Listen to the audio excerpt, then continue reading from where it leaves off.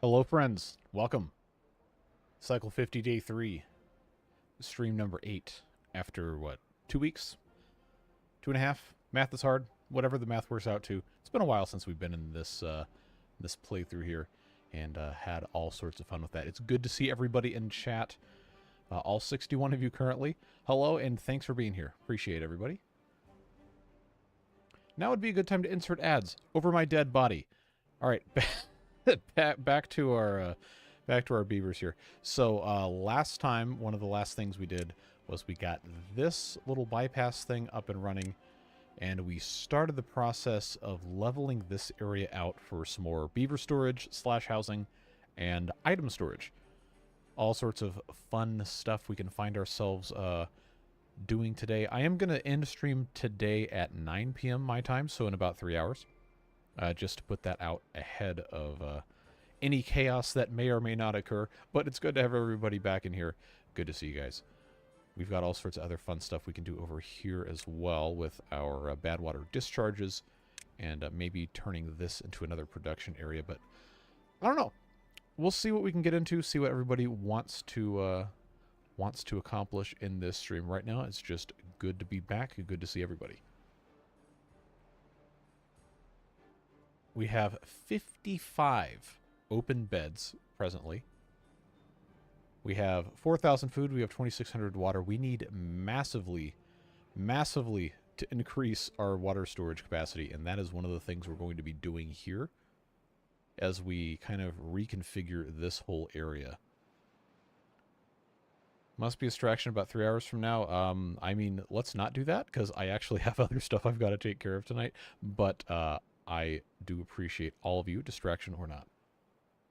Wife just yelled at me. Well, don't get in trouble. Good to see you, James. And everyone. I can't name everybody individually because now these streams are so popular, I can't keep track of who's here and who's not here, which I guess is a good problem to have. But let's go ahead and jump right on in and start reconfiguring this whole mess right here. That was part of the reason I started building these large storages, was because this was just a complete disaster. What a nice birthday surprise. Happy birthday, Zodiggity. Good to have you here. So we got fermented cassavas going in here that are going to go somewhere else when we completely strip this whole thing out. I've got fermented soybeans, eggplant rations, algae rations, and corn rations over here. We will need to continue expanding our food storage, taking advantage of some of this space as well. So why don't we go ahead and start carving out some additional space. This is never going to back up because we have this exit blasted out. So why don't we work with the terrain a little bit. We've got our triple dynamites. We've got our double dynamites. I think I only need the doubles. Yeah. So I will go ahead and blast this out with the doubles, and then we can place some additional storage down here, I believe, if we're going to take advantage of all of our space. I don't have ladders. I've decided I don't want to add any more mods unless there's a very compelling reason to. Just so we can focus on trying to use the new game mechanics without having the crutch of mods.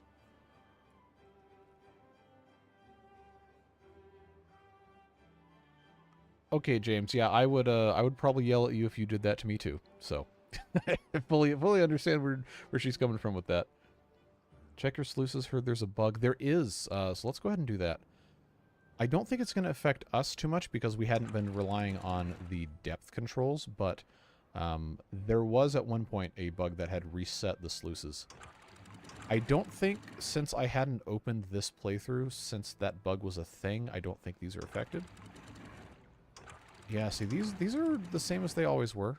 These two right here still say close below contamination, so those are good. And I think the only other one we had here was this guy, and that looks like it's all the same. But it is good to check. Tried leaving a comment on the new Water Beavers episode. It seems I'm having issues commenting on any video. Well, I haven't banned anyone from commenting on anything. I don't have filters or sensors or whatever, so let me check and see.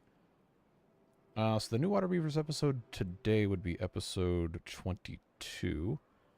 Let me see if I can find something from you on there.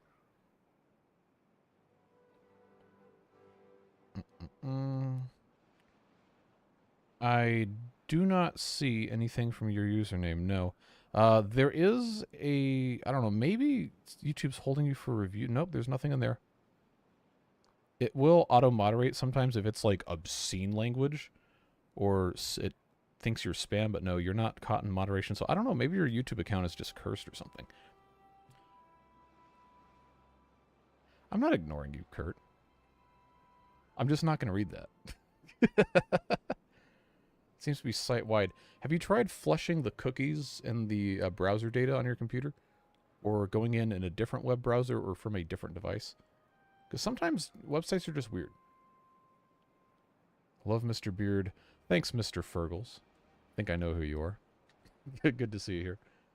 Let's go ahead and turbo speed through the I can't see anything time here. And decide if we want to have our hallway downstairs. Actually, you know what would be smart? What would be smart is if we also blasted this up, because there's basically nothing in here, right? So fermented soybeans and eggplant rations. If we go ahead and say sayonara to those guys right there, we can go ahead and blast this out and take full advantage of all this space. Just blow up everything. Solve all your problems. Shadowgun, hello. Thanks for being a supporter. Baldur's Gate 3 stream win on Twitch whenever I get to it. Kurt, thanks for the 250. Appreciate you. I mean, some of that I'm definitely not going to read. But I'm very sorry. Very, very sorry to hear about that, Kurt. Glad to have you here. Hopefully we can make you feel a little bit better today. Casual reminder to all of you in chat, make sure you have gift recipient turned on for channel memberships, because usually at least once in one of these streams somebody comes in and drops gifted memberships, and if you want to be a part of that for absolutely free, you can opt in unless you have a brand account, and I think there might be a couple other restrictions for that, but do take the moment to make sure that you have those turned on, because you never know when someone's going to come in and drop 150 gift memberships in one stream. Or just one, or none. It's like playing a gacha game, right? Well, I don't play any of those, but that's what I'm assuming it's like. You never know what you're going to get until you hit the button. Okay, let's blow this up. Do not explode, thank you. Ah, are you serious? How? Oh, come on. How did you do that to yourself? I didn't, no, I did not do murder. I did not do murder. They stepped into the path of the explosion of their own free will. Yeah, Kurt, I definitely agree. We talk about a wild tonal shift here, but it is very, very difficult to go through that, and I hope you and your family can find some sort of peace and closure from this. Is there a Gremlin in the chat? No. I haven't seen them. But I promise it was not on purpose. I'm calling fish in game. Well, fortunately for me, in the post-apocalypse we find ourselves in Beaverland with, there is no fish in game because there is no human government. So, good luck doing anything to me, I guess. Oh boy. So, we'll we'll just move right along, and yeah. You guys are troublemakers, you know that? Do you know that? You guys are nuts. Alright, I'm going to blow this up here and have the staircase go down, and then we'll wrap it around. Yes, we have an entire map. Huge, enormous map that we will not use all of, and instead compactly develop this entire thing, because I guess beavers love urbanism, but we'll go ahead and get this a little bit more set up here. What was I doing corn rations, or that's algae, that's corn. It was eggplant rations. And then this one I believe was fermented soybeans. This one we can turn into fermented cassava storage. And then we can have fermented mushroom storage. And then when we have this all set up, we'll just, you know, level all that garbage. Hey, Roy. feel different if we're playing those folktales, but or the Iron Teeth. Yes, the Iron Teeth have diplomatic immunity from absolutely horrific, just disaster crimes. Keeps track of how many beavers you kill by explosion and displays that as a stat when you activate the wonder. Well, I guess we're going to see what happens when we get there. Whenever we get to this Avatar Aang on the glider Earth repopulator thing in 800,000 years, and we can afford to build it. Where's Osha? Osha died with the humans. We are safe. By the way, if I finally got a beaver, did my beaver die unceremoniously? Let's find out. S for Shadow Gun. You do have a beaver. You are a farmer, age of 36, and you live in this barracks. So presently, you are sitting on your butt doing absolutely nothing. Oh, now you're carrying cassavas around, so I guess that's fine. Putting in the work. Harvesting, etc. OSHA would shut the whole project down. OSHA would, like, cower in fear of the bipedal beavers that are, like, 6 feet tall. Either that or they'd be like, wow, that's super awesome, and then just proceed to, you know, continue to cite you for workplace violations. What was the name of the beaver? It was Gremnal, I believe.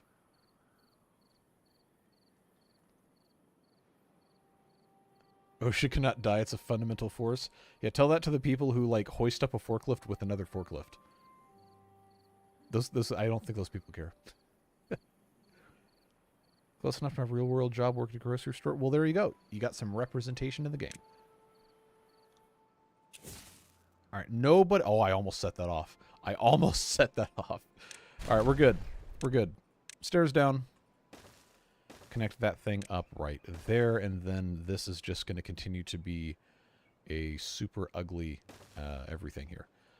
But we'll go ahead and get everything hooked up this way. I guess we'll just... we can take these stairs out when we eventually, you know, remove everything. But... Oh, you know what I didn't do? I did not assign storage for down here. So I guess things that we aren't going to need to have a lot of, or we can just double some of the storage that's above it. And let's see, what do we not have storage of? Oh, we don't have any mangrove fruits, period, point blank, but I will go ahead and make a storage for them so don't forget. And then kohlrabis are an F-tier food source, but they will still need to have storage down there. Everything else we already have a nice big storage for, so we can use some of this to store excess other components, like perhaps some gears and some dynamite. Get that all figured out. And then, of course, up here, once these are constructed, they'll be for fermented cassavas and fermented mushrooms like we already specified. So, now that that's done, I can feel a little bit safer getting rid of all of these. I know it's going to trigger some of you who like me to empty the things first. So we'll pacify both camps here. We're going to get a couple of these big ones completely removed and a couple of them just emptied. Just to make sure everybody feels like they're being represented here. Berries. Do I actually have a storage for berries? This is the only berry storage. And I don't think I had any of these other ones set for... you know what? This one can be for berries. We don't need that much explosives. There we go. And now I can set this to empty. That'll be fine. Hey, that's already empty. Nice. That one can go away. Look at all this rubble and garbage here. Algae rations. Close enough to be empty. These platforms don't need to be here anymore. Neither does that. Is this just rubble or is that... No, that's platforms. And then these barracks are being replaced slowly, so you should already have, you know, woken up because it's the middle of the afternoon, but get out of here. Get gone, etc. That can go away. All of this will be replaced with plenty of other fun stuff. Now this has housing here. This would be a great place for a large tank if we ever actually built any of those. I've got it researched, but the only ones we built are over here. And we haven't allowed them to construct this yet. We'll get to there. Eventually, Everything takes time. Why is this not... Oh, they haven't built these stairs yet. That's why.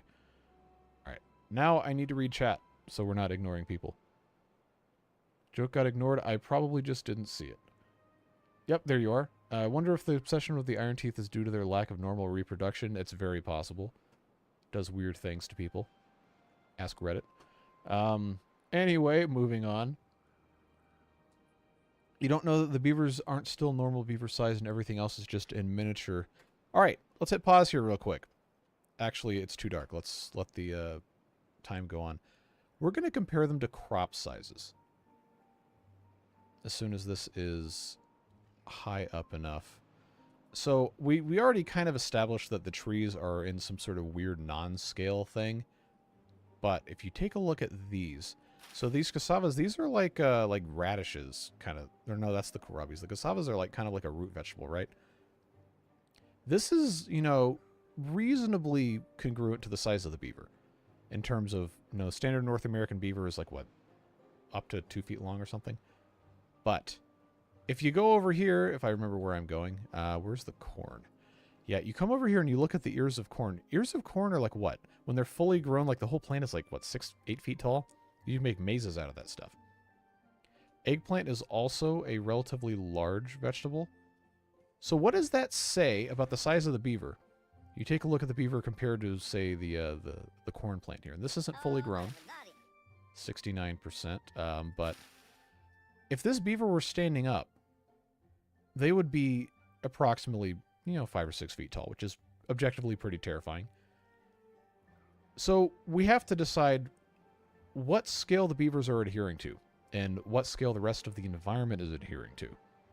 I truly don't know. I don't know which one is more terrifying. But I guess we'll find out. Oh no, I just saw something pop up on top and I am not at the bottom of chat. Hold on. Let's scroll down here real quick. Welcome back. Hope you had a great vacation. It was an enjoyable time. And I posted a couple pictures of the Grand Canyon the other day. I've got many more that I think the Beard Boosters are going to get a little bit of content on maybe next week if I can put that together. At the very least, I'll share more pictures with them, but I appreciate it. Put up a beaver bust in memory of the brave beaver that gave his life for the job. Do we have beaver busts researched? And do I have a good place to put that? I've got a bust and a statue. I've got 25,000 signs. I know I can do that. Let's find a place at the end of the road here.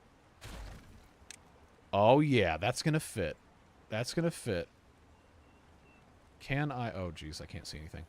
Turn it around the correct way. There you go. Underground in the place where they died in the explosion. And it'll also give passing benefits. Now let's scroll down because I know you're all dying to see this. Can't wait to jump out of my skin one day as I'm casually listening to your stream, minding my own business, and hear you say my name as a beaver does something stupid. It can happen to anyone at any time. All right. Oh, it scrolled me all the way down. All right. Harold, 50 gift memberships. My word, man. Thank you very much for the support. And now I get to try and read everybody's name before the chat completely scrolls past everything. We'll scroll back up to the before that, and I'll make sure I look at everybody else's stuff. Is that Stanislaus gifted a membership? Neil H. Derek Madsen, Bearded Wizard, Marina, Jonathan Furtado, Ryan Smith, Leiden Kelcher, Mike, Kevin Watson, Firstest, Secondest. Hey, finally! If you remember a couple streams ago, or maybe the last stream, Firstest, Secondest donated 150, at least 150 memberships. So now they, I guess, finally get to be a member themselves. Welcome. Faye Field, Scotty PNFE, Zai Ozir, Be the Weed, Suicidal Chorse, War Panda, Slinergy? I think it was Slinergy last time we had this discussion. Raid, Istuian Adon, Glenn Atwood, Jumping Fun 80, Brent Luck, Marco, Tammy Booth, Ryan Stevens, Aaron, Ballistic Zero, Nicholas Spawn, Annihilator. How many zeros is that? Is that 1 million? Annihilator 1 million, I'm assuming. Oh, gotta scroll up again. Hold on. Where did I go? We were so far behind. There we are. Stephen Cook, Ayeka, Kerensky, Michael O'Donnell, Parenthetical Ninja, I'm sorry. Shadows Blight, Just a Human Being, Mondo Canny, Elise Klompe, George Goodman, Shania A, X Xander Gaming, Charles Ingram, Randy Marsh, RC, Aaron York, Robert Ricketts, Lance Phillips, Zoe Diggity, David Grinke, and I believe that's all 50. Thank you very, very, very much, Harold, for the 50 gifted memberships, bringing even more people into the fold here. I don't know if that's going to give us over 800 on the Beard Booster list, but sincerely, thank you very, very much for the support, and welcome, all of you. Welcome back to those names that I recognized from before. And you'll get early access to tomorrow's video the moment this stream ends. It is already recorded and uploaded. All right, now what else have I missed here? Is the corn GMO corn that can go to 10 or 12 feet, or wild corn that grows to be about 4 to 5? That's a very good question. I wish I could answer it. Because if it's GMO corn that could get to 12 feet tall, then we have a terrifying proposition on our hands about the size of these beavers. Did you want to dam the Grand Canyon? You know, honestly, I looked at it and I said, you know what? This would be a great water reservoir if we were able to dam it up. More than one species of corn, that is correct. Corn is one of the most domesticated and genetically engineered crops in human history. If you actually look into the research, like the stuff they do with it is pretty insane. There is a farm near where I live that rotates crops every couple years, and currently they're growing corn, and it is about, I think it's about 6 feet tall or something. You know, driving past it, estimating from the height relative to the car, but it's always neat to see that stuff. Been waiting to become a beaver for the exact same reason. Oh, so you can hear me yell at you for doing something dumb? We'll see.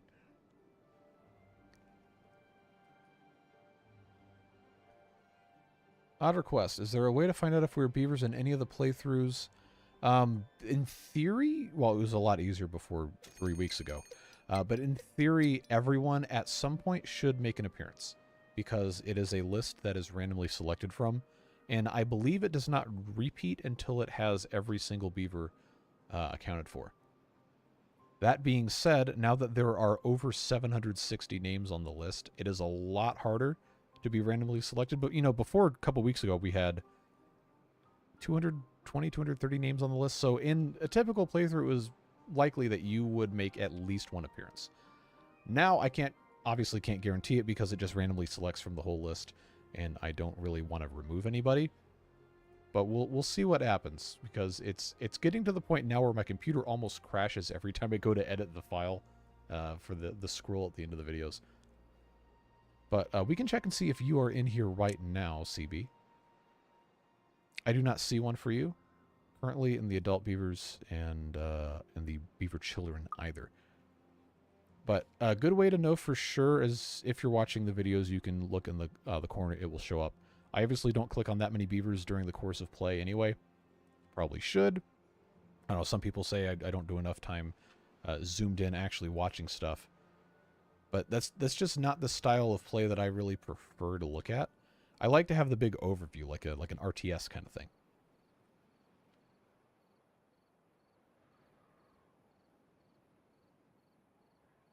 Sid says, do I have a beaver? Let's find out.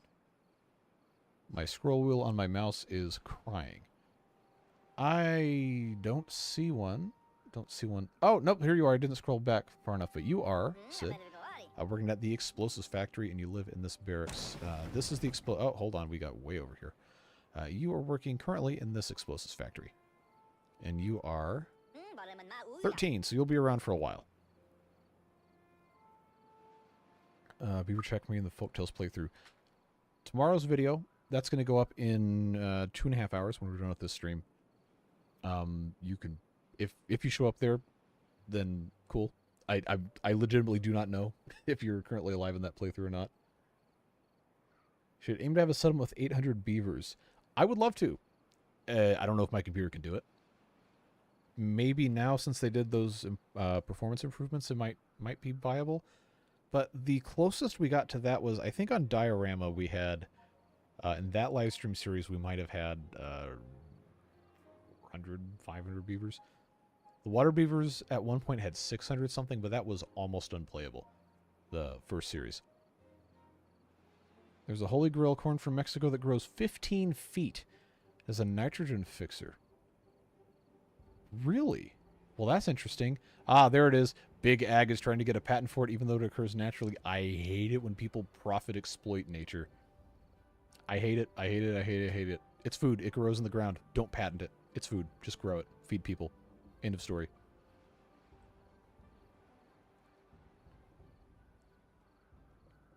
I caught up on chores, so just FYI, Timberborn is on sale. Oh, that's good to know. $5 off, which... I mean, I think the game is worth more than what they're charging for it, but if you were put off from buying this because you didn't have $25 or you didn't want to spend $25, now it's $20 US. I don't know in your local currency what it would be, but I would assume it's still on sale everywhere else. Go buy the game. It's a it's a good game, obviously. I've got 700 hours in this thing, and now I do this for work. You can have fun and profit with beavers, friends. It's always fun. All right. Now I got to scroll back up before the gift sub bomb. It's not Twitch. It's not gift subs. Whatever. Let's see. You know, we might have actually gotten all of it. Oh, okay. Right before trip away went well. Family and friends all good. Yes, it was very nice to get to see some people that live far away. And obviously made some good memories doing different travel and fun stuff as well. Always nice to do that.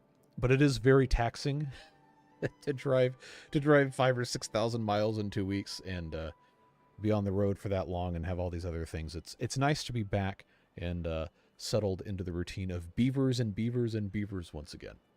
And to get to see all you lovely people. A little bit before that, I think there was some that I had missed. No, actually, we're good. All right.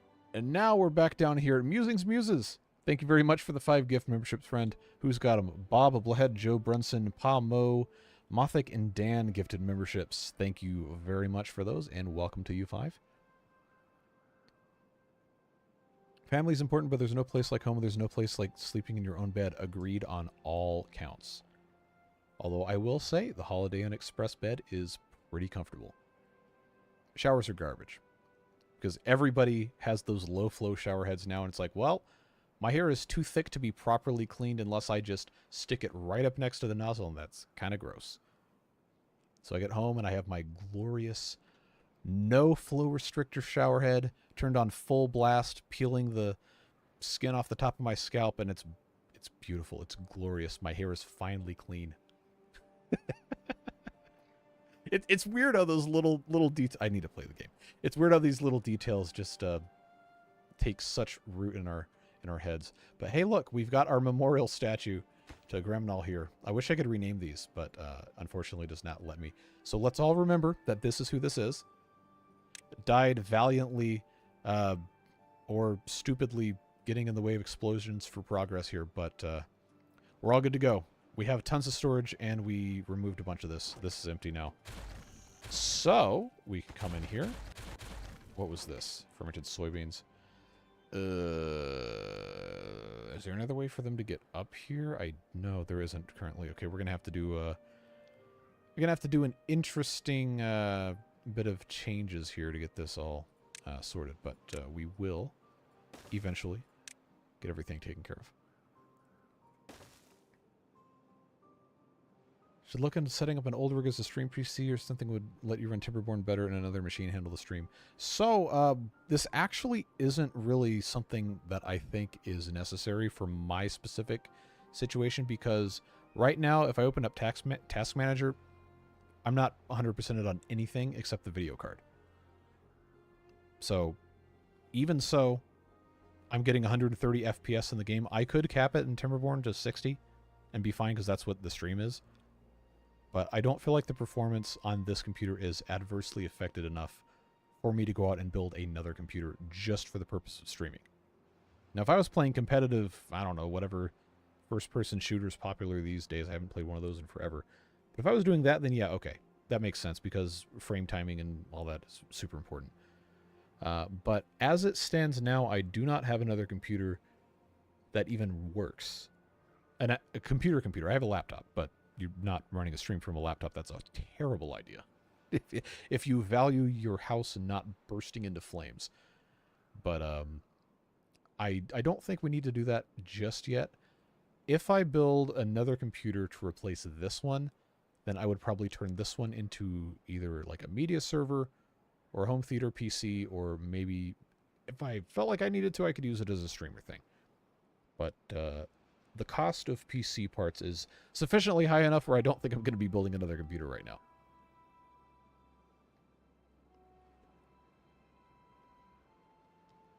Take a shower head with me on trips and change it in the hotel on day one and switch it back. That is so smart. That is so smart. I can't believe I didn't think of that. Oh my god. That's life-changing right there. Right, because the one I have in this house, right, is from the 80s, before all that stuff was the thing. So, I don't know. We clean it every once in a while, so I don't know, it's probably fine, but I'm so afraid when I have to replace it or when I end up getting around to remodeling the bathroom that I'm not going to be able to find one that isn't flow restricted. Speaking of power washers, the Water Beaver episode on Sunday, I was so excited for you guys to see that because I remember I recorded that before I left, like 2 weeks ago, and I was like, man, this is like the funniest thing I have ever seen in this game, and I had to sit on it for a week and a half. I'm glad you guys liked that. That was really fun. Maybe you can set up a donation goal for a new computer setup. I don't want to take anybody's money for that because that's a business expense. Because I can itemize it on my taxes. Yeah, I also generally don't really feel comfortable with the idea of soliciting donations from people just for existing. That's why I have made the membership thing is not really perk-based. It's more of just people who want to can.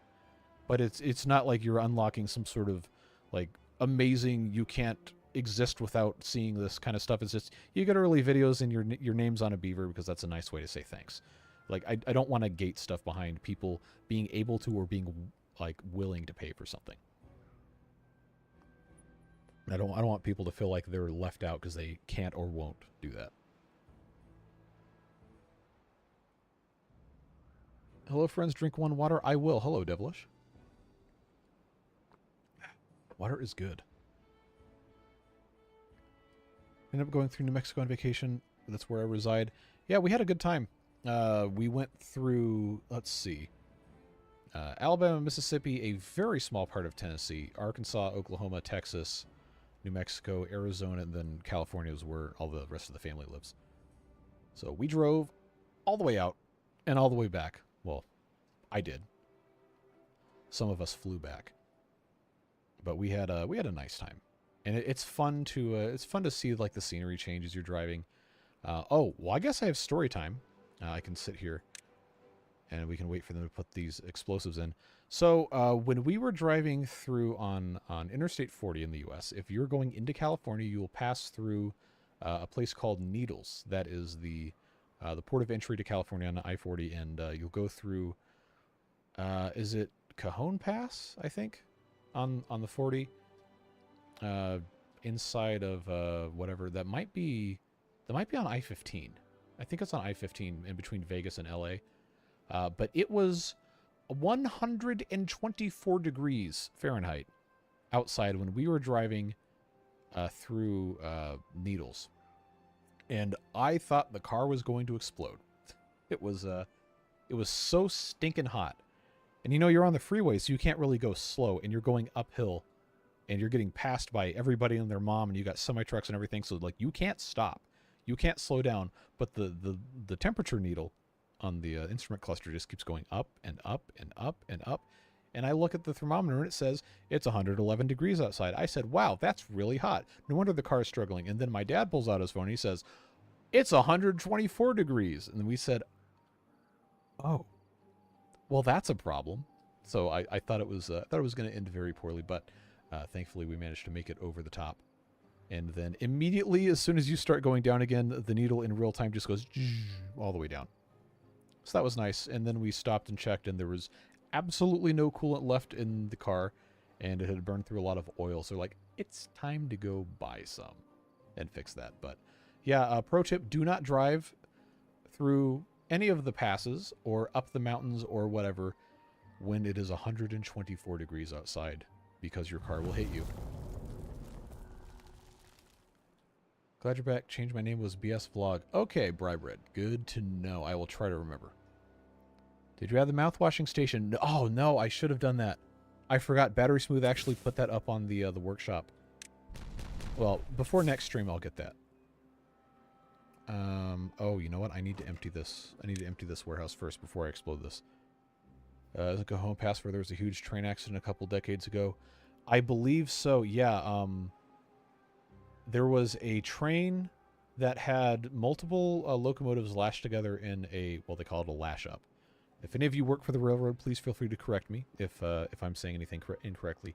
But I believe what happened was the train crew was a double scheduled or whatever, and they were tired and they didn't notice stuff, and the equipment was failing to where locomotives, diesel locomotives in the U.S.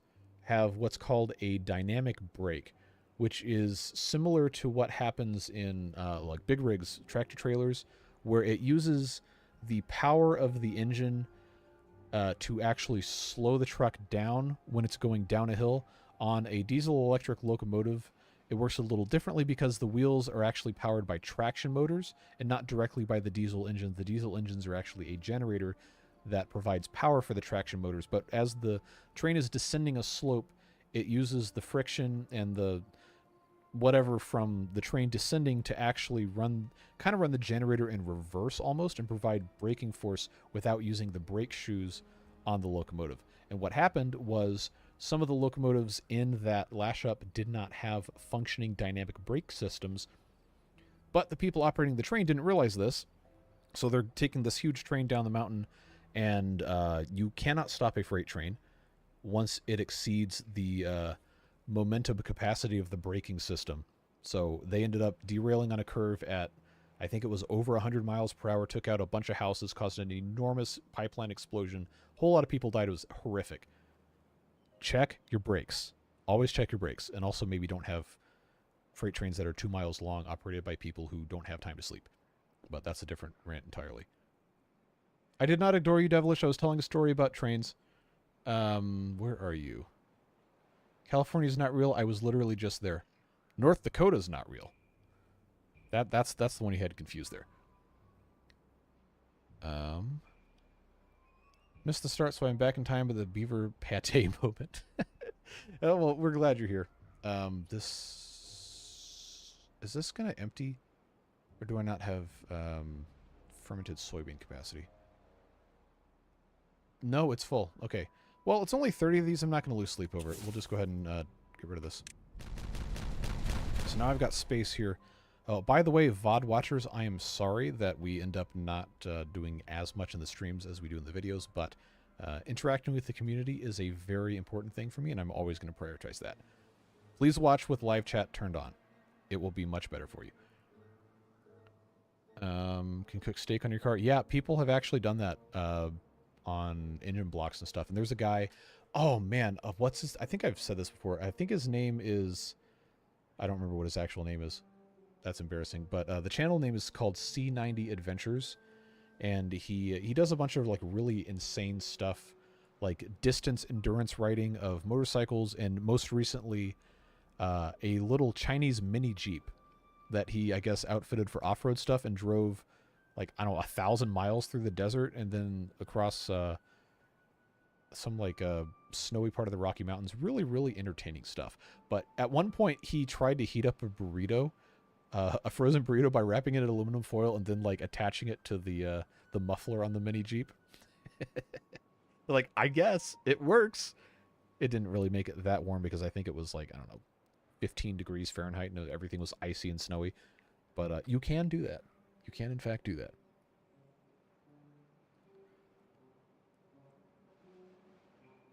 Might need a head gasket replacement. Just had to have that done. Vanda used to do that. I hope not, because that would be very expensive, and it has 270,000 miles, and it is almost 20 years old, so it would not be economical to do that. But we've got a good Honda mechanic guy, and he said that there's nothing really wrong with the car except for XYZ little things that he's identified that we might want to fix, but it's not undrivable, and there's no cause for concern. He can take it on trips or whatever. I guess we'll have to have him look at it again, but no, he's been very good for us.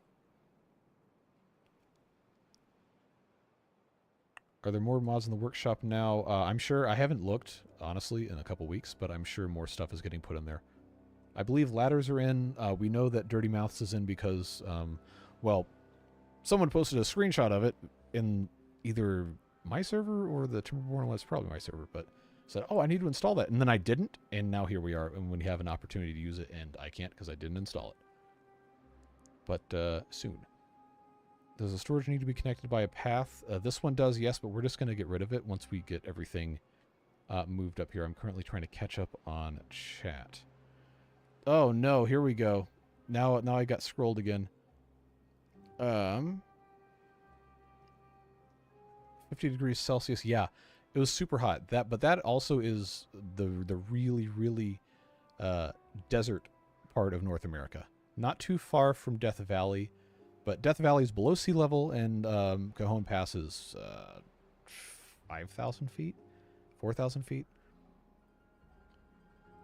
Didn't have as much braking power as expected and didn't communicate properly, so it turned into a runaway. Yep, talking about the train derailment in Cajon Pass.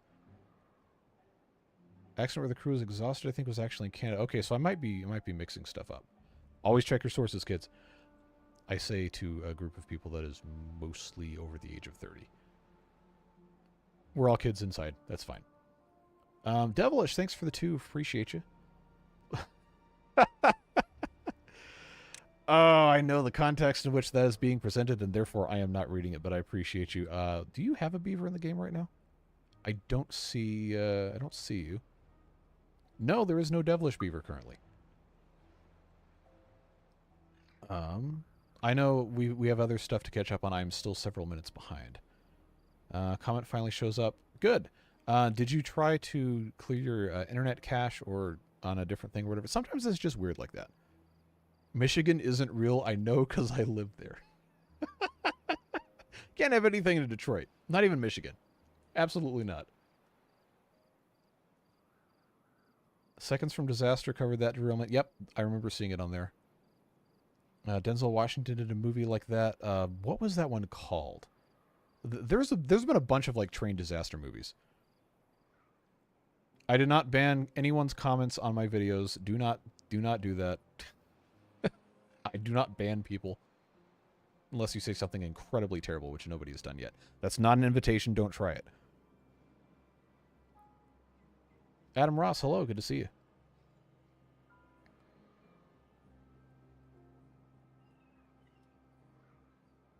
Zoltan says, locomotive engineer here. That's awesome. You have an amazing job, and I'm jealous. Designer, not a driver. Your description. Oh, okay. Well, also a fun job to design things.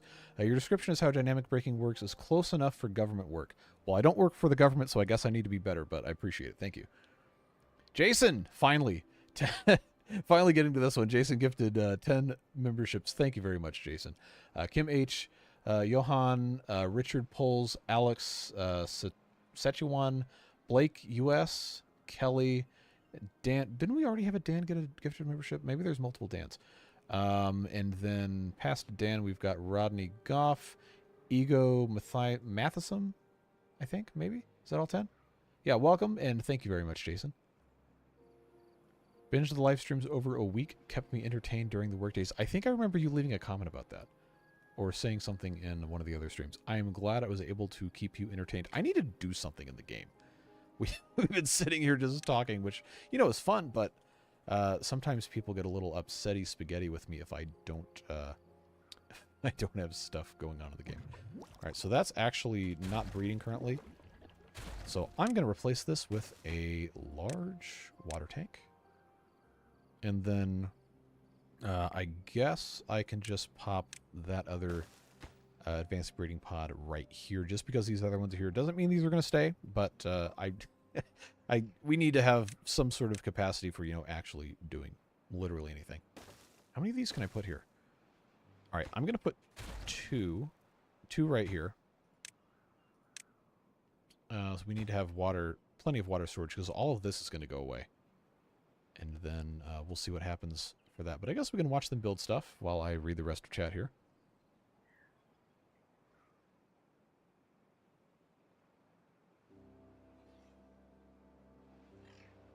Haven't hit the big 30? Or as in you're not 30 years old yet? Or what is this referencing? Devilish is in the Water Beaver series? Yes.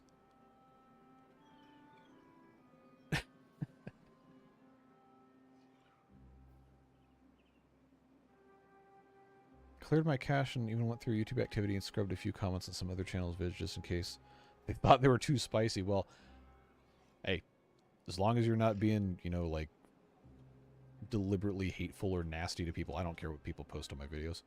Just be nice. Poultrygeist is a decent movie. I've never heard of that, but that sounds like one of those, like, really bad horror movies where there's just such an insanely absurd premise that you can't possibly be scared by it. Might be a fun watch. Maybe you should play the game instead of rambling about train disasters. Yeah. Yeah, but that's part of the fun of the live streams, though, is you guys distract me and then nothing gets accomplished, and then I make a comment about how upsetting it is.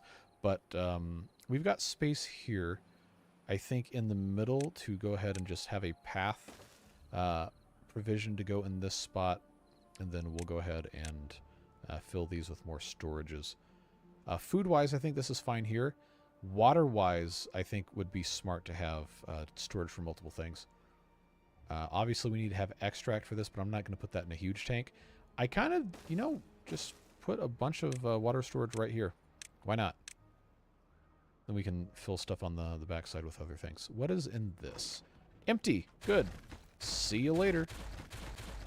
We can go ahead and blow that up. Make some progress here so we're not completely ignoring the gameplay.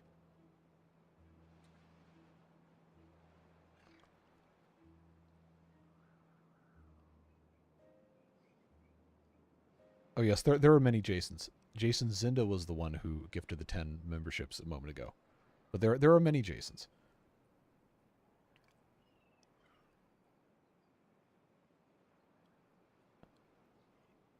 Oh, it scrolled me again. Large tank of canola oil.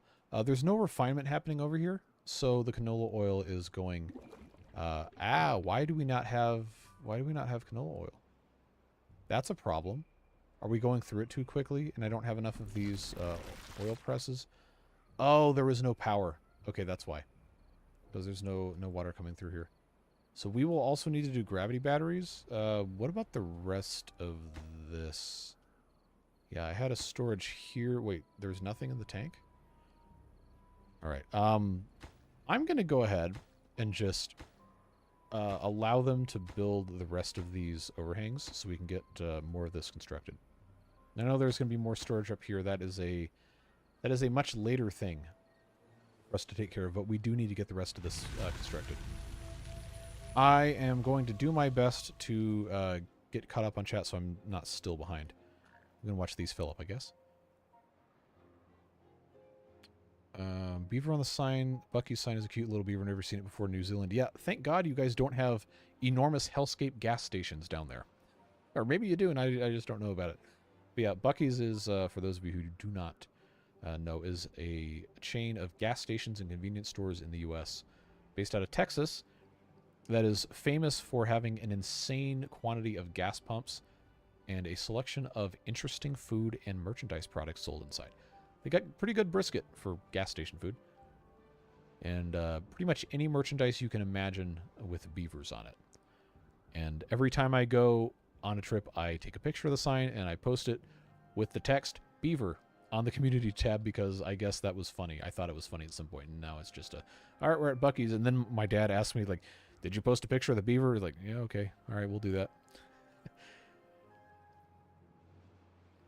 Real Life Cracker Barrel pancake mix. They have great pancakes. Cracker Barrel has fantastic pancakes. Work too much to make waffles and pancakes. Yeah, it's a lot to make them from scratch. But if you've got a decent grill, they don't take that long to just make from a mix either.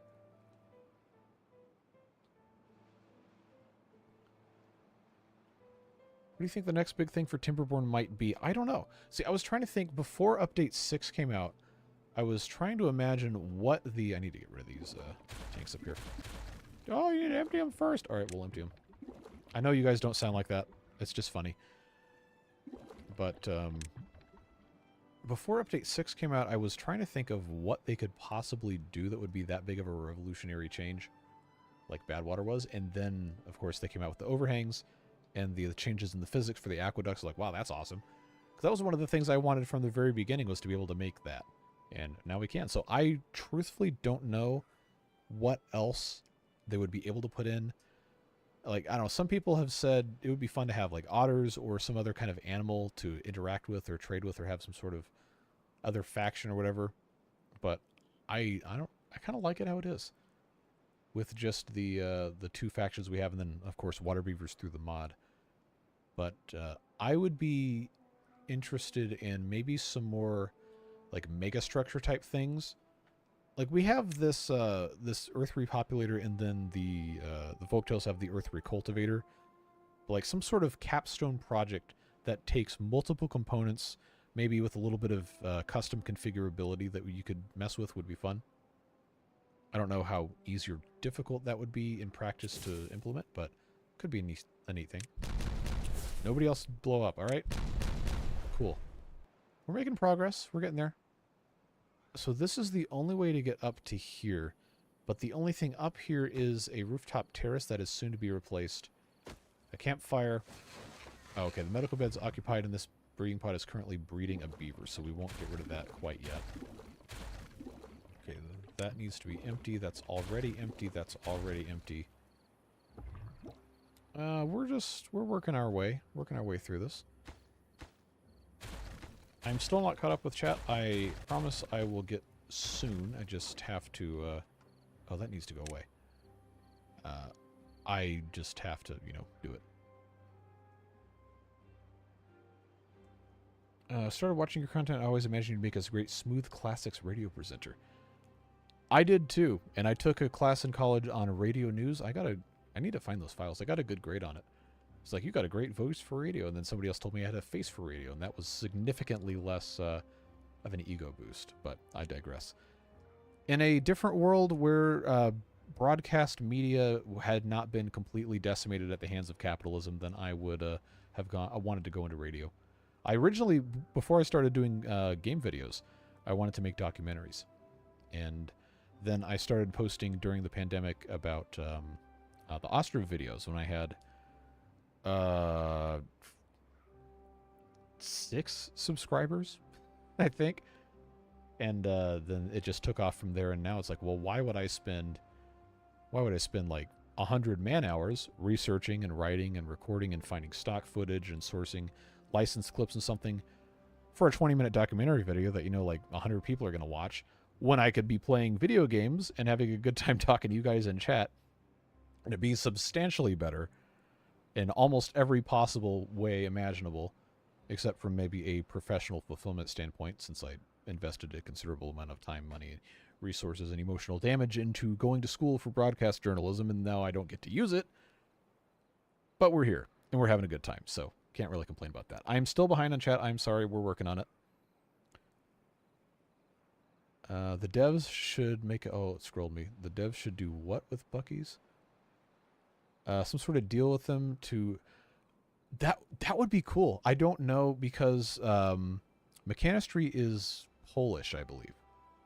So I don't know if there's even any like legal mechanism for a Polish company and an American company to have like a meaningful collaboration like that with like physical merchandise or some sort of thing online. That would be cool. I doubt anyone on the Mechanistry team has any clue what Buc-ee's is, and vice versa. But I guess we can always enjoy the cross-reference in the streams. Maybe if someone wants to make a mod that'll put the Buc-ee beaver in the game, that would be cool. I don't know, like, legally if they're going to have a problem with that, but I would definitely install it. Don't forget about all the different kinds of jerky. Yes, it's like every time I post about Buc-ee's, somebody brings up the jerky. I've never bought it. I've never bought it. I know, sacrilege. But we originally went there because the gas was really cheap, and someone said, hey, it's a fun thing to go to. And then you walk inside, and it's 80,000 square feet of beaver paraphernalia and snack food. So, of course, we had to buy a whole bunch of beaver nuggets. My dad called them Buc-ee balls, which was objectively kind of hilarious. And we're like, oh, this is neat. And then every time we've gone back since then, it's been like a complete madhouse. New Year's weekend, Christmas weekend, or one of those. It was like wall-to-wall people. Everybody and their mom was buying Buc-ee Beaver Santa dolls or whatever. Honestly, a little concerning how into it some people get, but you know how online fandom is. People find something they like and they attach themselves to it and then spend thousands of dollars on merchandise. We all have our vices.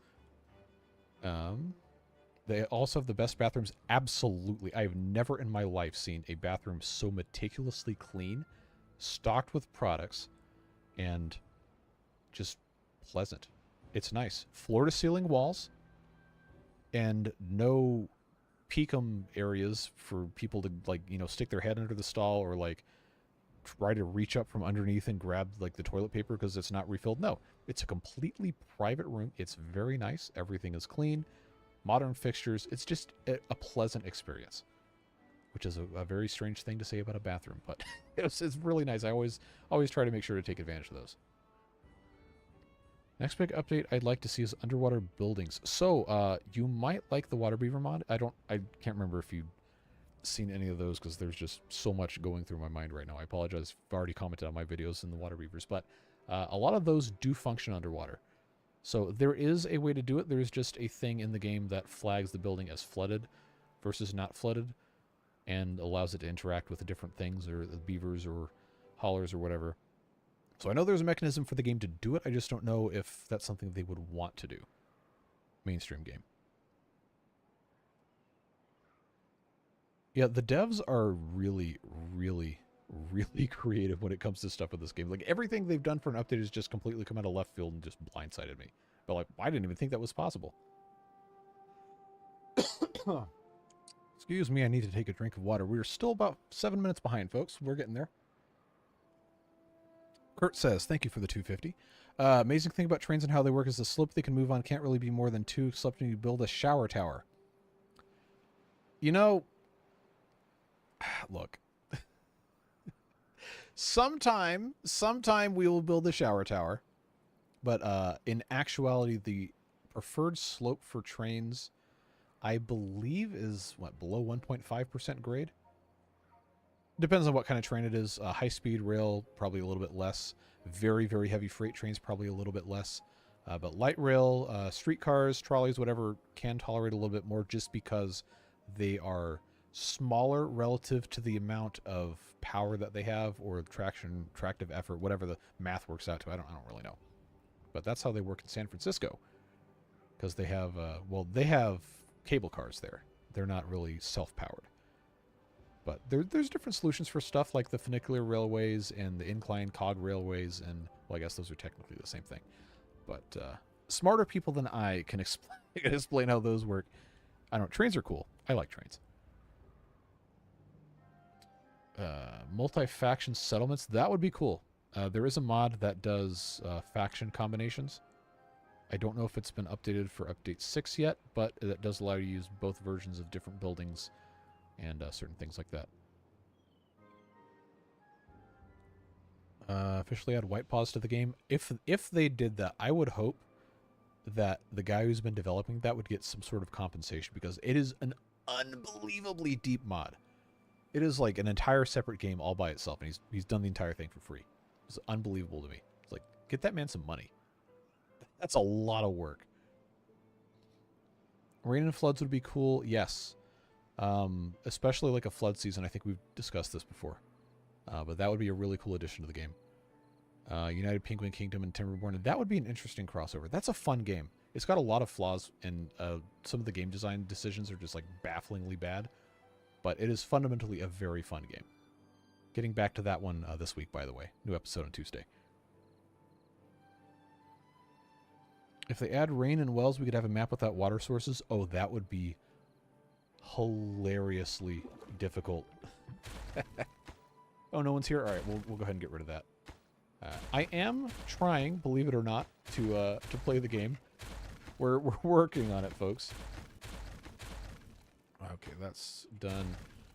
This kohlrabi storage we can empty, and then get rid of that. What is this? More kohlrabi storage. Goodbye. Fermented cassava. I guess that also needs to go away. Okay, this is still breeding a beaver. I guess we should have kept an eye on this so we don't run into issues, but that campfire can go away. That is four blocks tall, so we'll do a single dynamite up on this. Start blasting this whole thing down. Still behind on chat, I know. It just keeps growing, and I will get to it in a moment. Washing machine was hilarious. Absolutely was. Have you seen the Gargantuan Warehouse? I have. I've not built it yet in that series, but I'm excited to get to it. The Water Beaver series. But that is a mod that if it's on Update 6, then I guess we could try it on here. But I haven't looked yet. Seasons? Yeah, seasons would be cool. Dust storm and droughts that would cause issues with like your power shafts or mechanical components would be very interesting. I would also probably hate it, but from a game design perspective, I think that would be really cool. Slip can go away. This is going to also need to be removed. We'll get to there at some point. Ostrovids, yeah, it's going to come back as soon as they have a big update. There's just not enough new stuff compared to everything that's happening in Timberborn. There's not enough new for me to want to start a complete new playthrough because those are typically very, very long. But as soon as there is a substantial new update, we will start a new series with that. Oh, I'm still so far behind. Now it scrolled me all the way to the bottom, and now I don't know where I was. Maybe start the explosion chain next to the path, starting far away and allowing the explosions to get closer and closer where the beavers are walking, risk the beavers diverting into an explosive. Yes!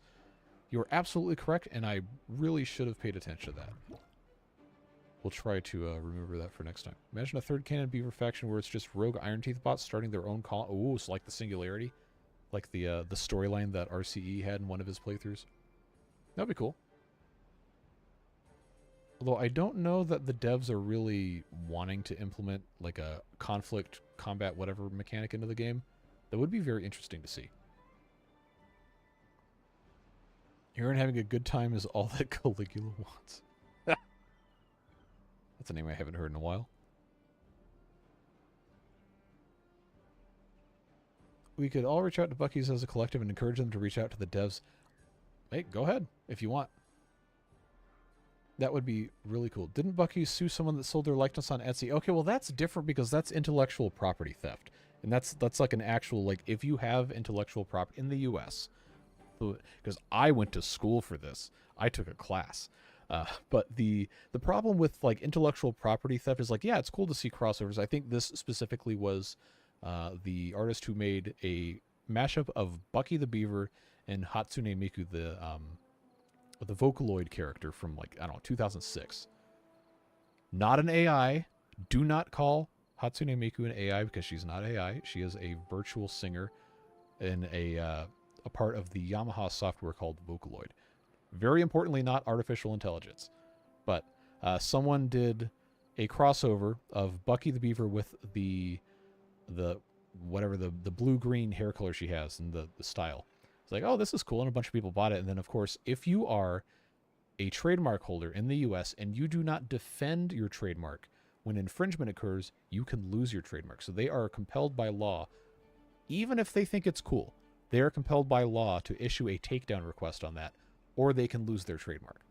That's the same reason why if you ever see a commercial for, say, Kleenex or Band-Aid or whatever, Band-Aid changed their slogan, their little jingle thing. It used to be, I'm stuck on Band-Aid because Band-Aid's stuck on me. It's I'm stuck on Band-Aid brand, because they have to specify Band-Aid brand adhesive bandages as their trademark thing, because Band-Aid as a brand was such a powerful, pervasive cultural force that they had basically achieved genericization, like what happened with YouTube and Google and all that stuff with different videos. Like, oh, well, just Google it. Okay, well, no. Google wants you to call it a Google search. Google Internet search or whatever. Because if you allow your trademark term to become part of the cultural lexicon and be genericized, you lose control over it.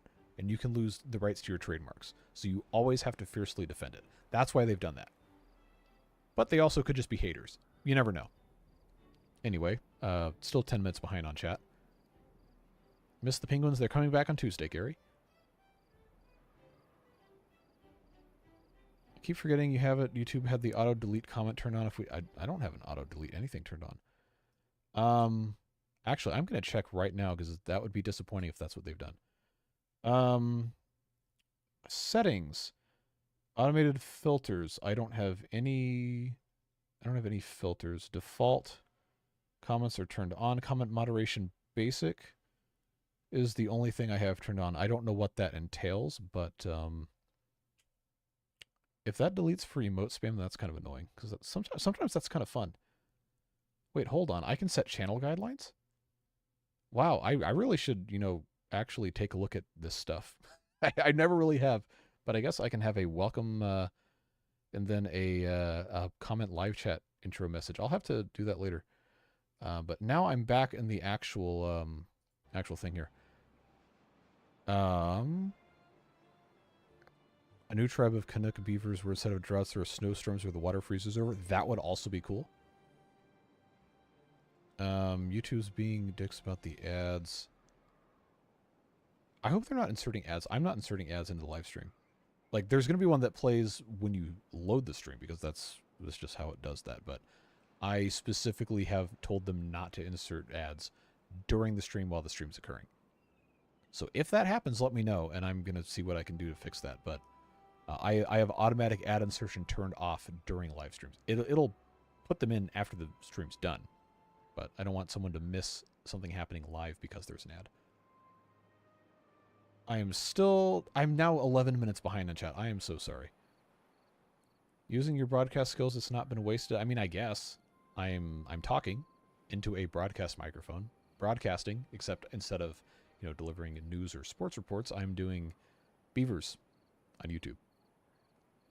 Pays a whole lot better, I'll tell you that much. I am so far behind on chat, but that's fun.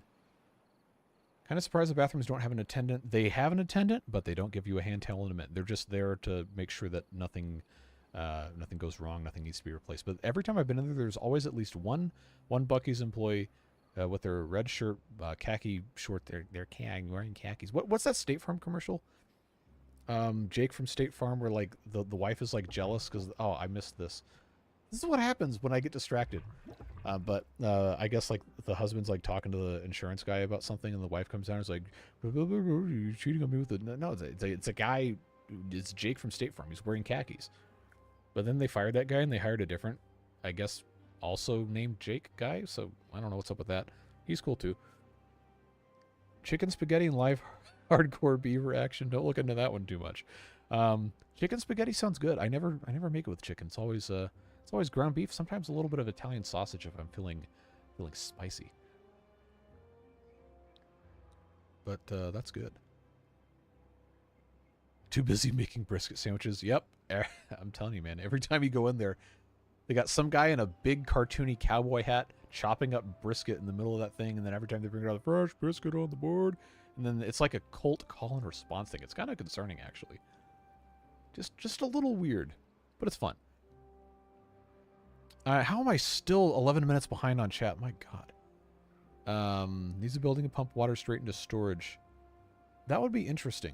Like a hybrid pump house storage thing. But I kind of like the mechanic of having the haulers have to move stuff around. Need to increase water pumping. Yes, probably true. We'll get there in a moment after I catch up on chat.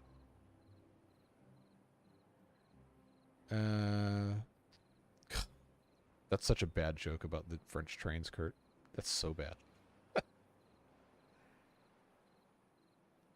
they added the white paws, I would hope the devs would just hire them right out of the gate. That would be awesome. I would love to see them get compensated for stuff. That's so much work has gone into that mod. Oh, we can do bots too. We just haven't really bothered with that. Washington top left. Looking at the map of the contiguous U.S. states, yes, Washington would be quote-unquote top left. Place looks like Beaver Paradise. Yeah, it's a whole lot of natural forest. But I believe beavers are most active in the northeast. Northeast, Pacific Northwest, which would be Washington, Oregon, maybe Idaho, depending on how you want to define that. Northern California, otherwise known as Jefferson, when they wanted to secede and make a new state. But let's see. In the game Military Simulation, Arma developers actually employ people from their modding community. Well, that's cool. Always like it when developers recognize community contributions like that. How would you feel about land erosion deposition, seeing as they're leaning more into water mechanics? That would be really interesting. And also, just to take a break from that spot, because I guess you guys are tired of staring at it, would be a really good reason to build these aqueducts like this. Because obviously the levees aren't going to erode nearly as quickly as like sand and silt would. That would be really, really a cool thing to see. Richard Lyon, 7:05 p.m. Eastern Daylight Time, made that comment. Want to make sure to acknowledge that. That's cool. There is a, well, there's probably a couple of these, but in Rapidan, is that Minnesota? Maybe there was a dam that had some sort of problem occur, and then the dam itself didn't fail, but the area around the dam did, and then the river just kept going around it. And in the past 3 weeks, 2.5, 3 weeks, the river was experiencing some sort of like historic flood event, and it had actually scoured away a huge portion of the shoreline, destroyed a family's home and business in the process, and there is a highway bridge I think they're going to have to tear down because the bridge abutments or the pilings or something were scoured by the flow of the water and the debris and everything. Water is very powerful. It is extremely powerful. It's what caused the Grand Canyon to form and all these other different things. If they implemented that into the game, it would be a huge challenge, but I think it would be a really, really cool mechanic to put in. Oh, I'm so far behind. Oh, I'm so sorry. I'm still 10 minutes. I'm trying my best. It's only IP theft if you get caught? I mean, no, it's still IP theft. You're just not caught if you don't get caught. Let's see. Same thing you just called genericization or whatever happened with the toothpaste in the ex-Yugo countries. Nobody calls it toothpaste. It's just Caledon. Yep, absolutely. It happened in the U.S. with, well, almost, with vacuum cleaners, the brand name Hoover, Kleenex for those facial tissues. Let's see. Xerox with copy machines in the 70s and 80s, I think. And there's a couple other examples. Jello. Jello is a brand name for gelatin. Let's see, what else? I'm actually not sure. There's a bunch of food stuff that's happened with specifically. I used Band-Aid in a Berlin supermarket and the lady understood. I'm British, we call them plasters. Yeah, I never understood the whole plasters thing, but I guess it's just a language difference. Yeah, jacuzzi with a hot tub, also true. Hey, bad tide approaching. Let's hit pause. I need to make sure that I'm not going to send any beavers to a terrible, untimely death. Because this will be the first bad tide since we made our little structure here. And I am kind of nervous that it's not going to work correctly, but I think we're okay. I'm going to take these stairs away though, because we don't need any beavers making their way downtown into the sludge here. Were we going to expand this out at all? I think, yeah, I already did that sluice gate, and then I was going to maybe mess with this, but we didn't. I was going to expand this, but we didn't. I already did all of the dynamite here. I think we're okay. I saw the bad tide thing, and I started panicking because I figured it was going to be a huge problem. But we will, I suppose, have to just let them do what they're going to do. I need to make sure this is canola oil. This needs to be more canola oil. This was going to be canola seed, I believe. Set to obtain. Set to supply. I think that's going to be fine. All right, back to chat. I am somehow still even more behind. Let's all refrain from posting for 5 minutes. Let them catch up. I mean, you guys don't have to stop talking. I just want to make sure I'm not ignoring anybody, because I always hate it when I feel ignored, and I don't want anyone to feel like that. Even though I know right now it's happening, because there's so many chats that have come through that I haven't even gotten to yet. I promise you I will get to you. Just give me a moment here. Wow, we got 144 people in chat. Nice. Glad to have everybody here. I have the power like He-Man. I don't have any power like He-Man. Another low audio volume stream. I'm trying to fix that. I guess I'm gonna have to really like deep dive OBS settings and figure out something, because I can't really boost my microphone anymore without it imparting distortion or a whole lot of really bad background noise. So it's gonna have to be hardware-wise on my actual interface and the hardware for the microphone and everything. I'm gonna have to do some sort of software solution for that, but maybe next time. Maybe next stream we'll fix that. It's our job to derail the conversation. You guys are really good at what you do. I'll tell you that much. Hey, Mike.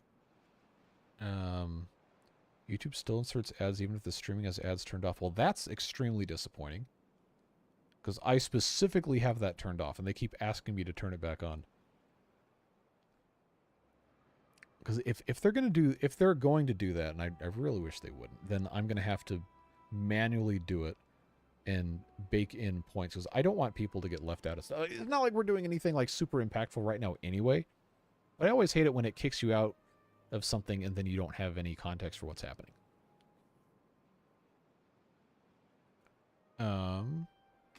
You know what? All right, you reminded me about the breeding pods. Ah, okay. There's still somebody in this medical bed too. Okay, that large barracks needs to be replaced eventually, but we can go ahead. Meanwhile, chat is still 10 minutes behind, but we can go ahead and start the process of getting this stuff demolished, brought down. I will keep this breeding pod up. That's why I had it before, and then I got distracted with something else.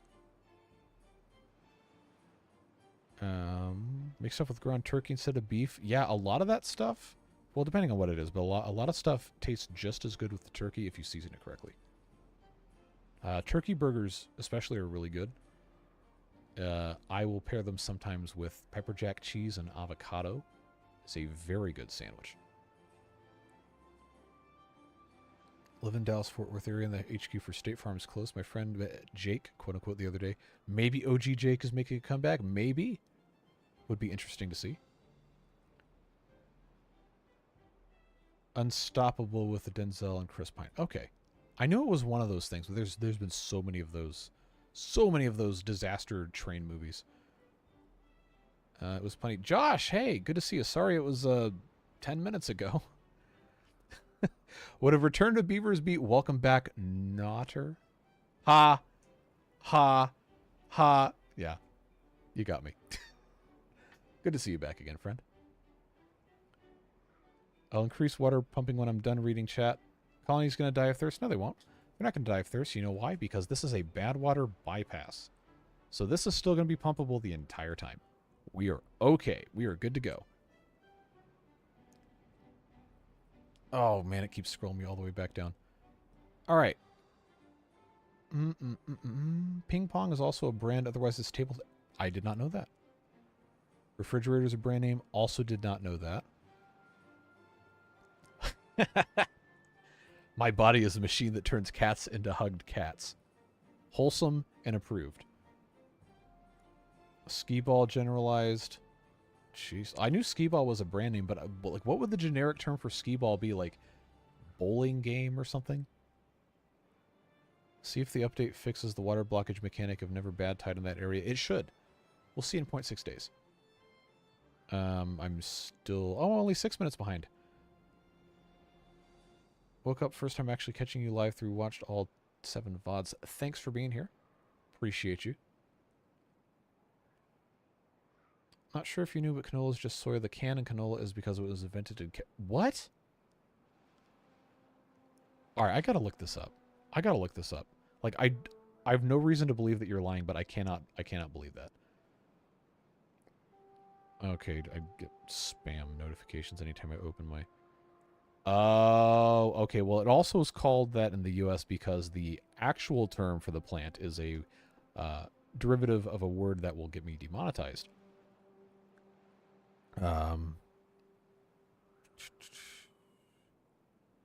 Wow, they give some very, very cursed search suggestions if you put that in.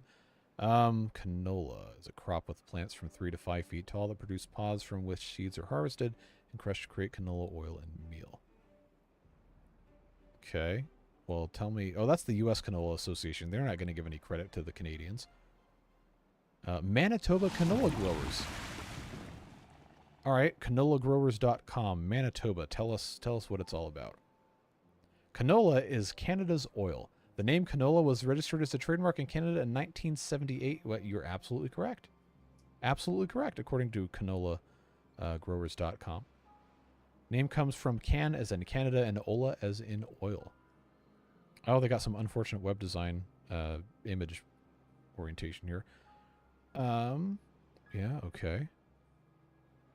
Canola's contribution to the Canadian economy has increased by $7.2 billion. I'm assuming that's Canadian dollars. Or 35% in the last 10 years, according to the latest independent analysis commissioned by the Canola Council of Canada and conducted by LMC International. Study shows Canadian-grown canola contributed $29.9 billion to the Canadian economy each year, including more than 207,000 Canadian jobs and $12 billion in wages. That is fascinating. That I had no idea. You go, Canada. That's cool. All right, let's check this out. Oh, no. Oh, no. We have... I think we have a problem.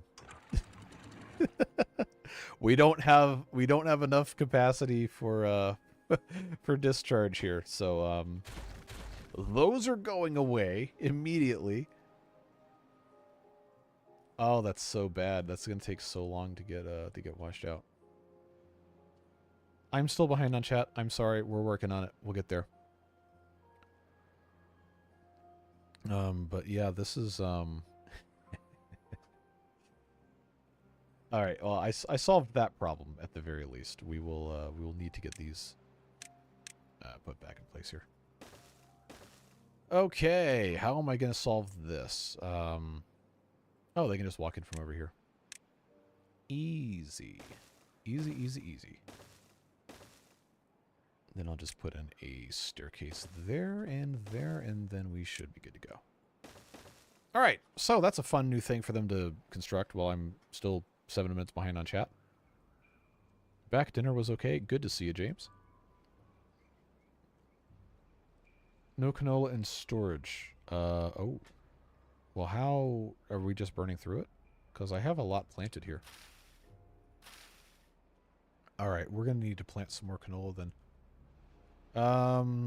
See, over here... Oh, this is infected. It really reaches all the way out there? Okay, irrigation barrier. I do have the treated planks. So I think what we're going to have to do... See, this was canola seeds here. I probably don't need this to be right there. I need to have the irrigation barrier instead. I'm going to try just putting 3 of these right here and see if that helps at all. Obviously, right here, this still needs to be irrigated, so I will... I'll put 2 more here. We'll lose a couple of spots, but that should help substantially. I don't know if it's going to solve the problem, but we'll see what that does. Did they... Okay, good. They're working on this. I am still catching up on chat. Apologies. Talking about the settings on YouTube and your computer, you have the power. Okay, yep. You are absolutely correct. I do have that power. Microphone volume seems good. The game is almost inaudible. Well, that's weird. I haven't changed game audio settings. Unless it's also been bad in the videos, in which case that would be unfortunate. I do know that the further out you scroll, the less environmental sound you get. And it sounds fine in my headphones, but if you guys think it's too low, we can raise it maybe. It's all good if you miss messages that shows my water beaver suggestion in the comments of the good idea, not a waste of time. Well, I'm going to look and see. I'm sure it's good. Let's see. Open the studio app. Who's got the most recent comment?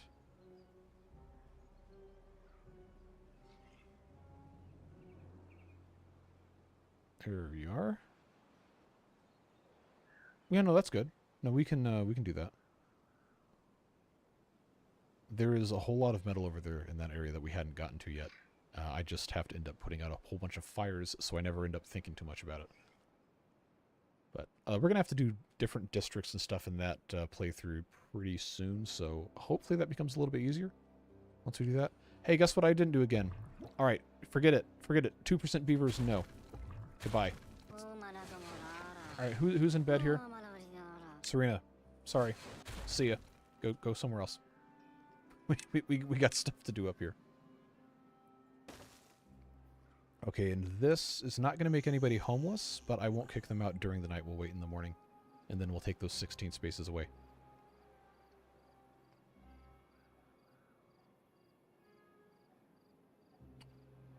For me, and I don't have YouTube Premium anymore, they have not injected ads at any point during any of your streams. That's good to know. I would be very upset if that was the case, that they had been injecting ads when I specifically asked them not to. Oh man, it's so upsetting that I miss people saying goodbye because I'm 10 minutes behind in chat, but thanks for being here, Adam. Appreciate you. Oh, it scrolled me again.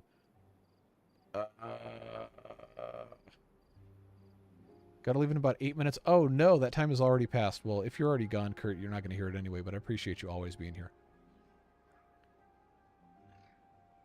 Audio seems low on the live compared to the scheduled videos. It is. It is, for whatever reason, it's substantially lower, even though I don't change any of the settings, typically. Maybe it's just the way YouTube handles the live stream input versus uploading a video file. Skee ball equals target bowling? Maybe. Maybe. Think about the credits. Please alphabetize them according... Oh, that would take me so long. According to each category, please add a category for philanthropy. Yes.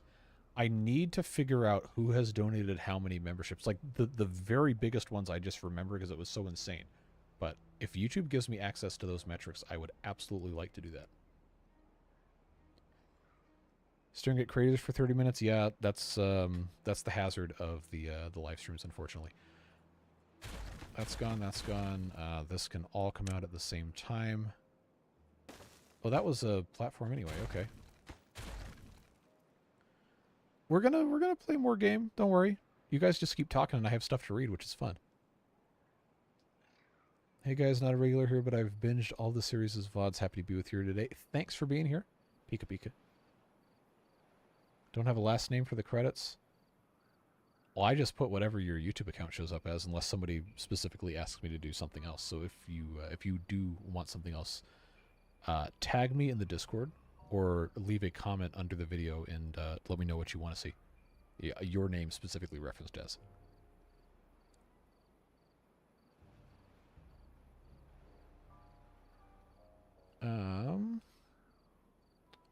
Bad water is typically 10 to 20% stronger. Is it really? I legitimately don't know. That would be interesting if that was the case. How much you want about the sluices have the settings reset bug? No, we actually looked earlier and they hadn't. They were exactly what they were before. So there was no issue. Hopefully this ends up being fine. Wait, why is that set? Ah, I didn't have this one. There we go. Now these are all joined up. All right. I am still so far behind.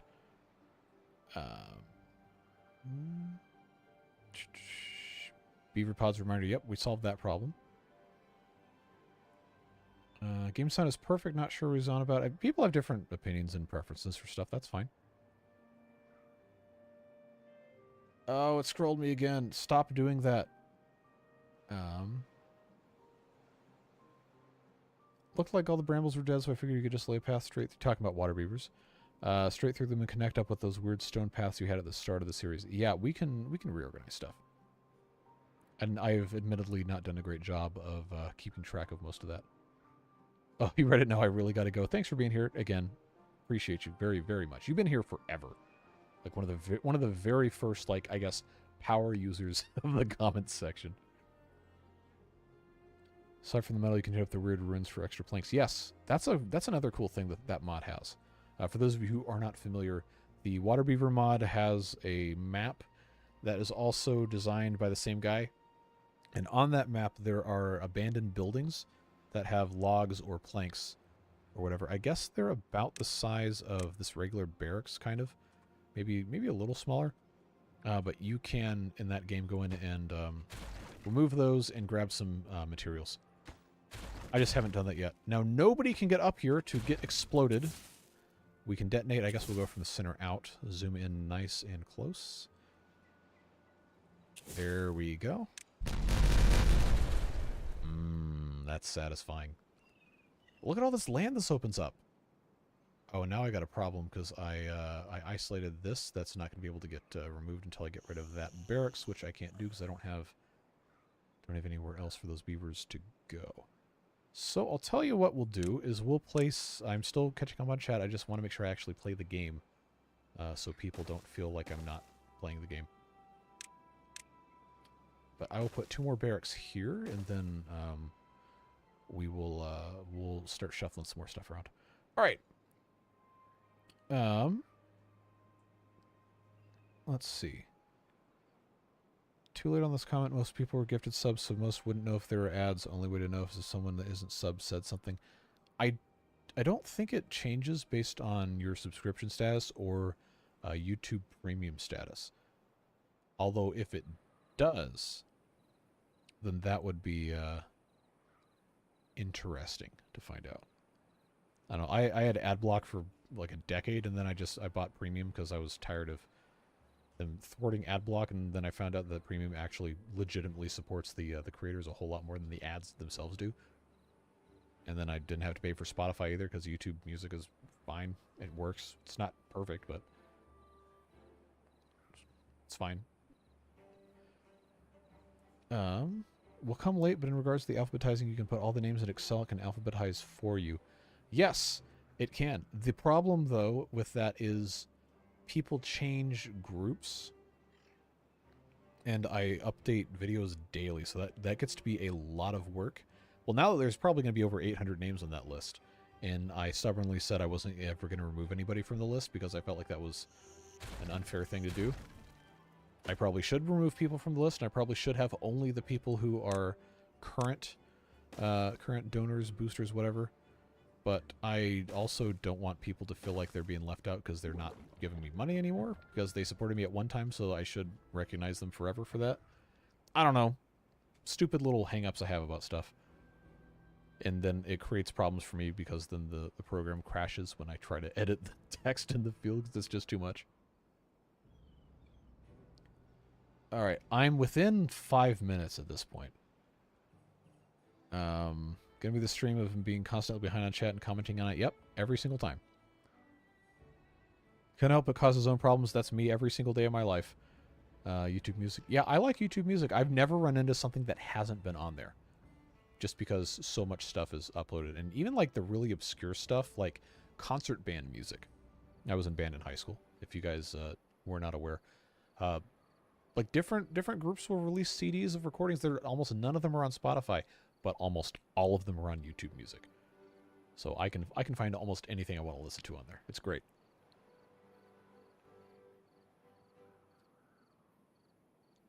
One more thing, and I'll shut up about the water beavers. You don't have to shut up. We're here for talking. It's fine. Might be able to find a spot for the 6x1 suspension bridge to get to another spot. Yes, science is a problem for that, though. Because science in the water beavers is such a hot commodity, so to speak. This now should be good. Yep, there we go. This is empty. That is empty. We're making progress, folks. Those of you who do not like me exploding mountains will undoubtedly be upset with this, but I think it's cool. to have space reclaimed. Did I reach the bottom of the scroll bar? I did. Pivot tables. Oh God.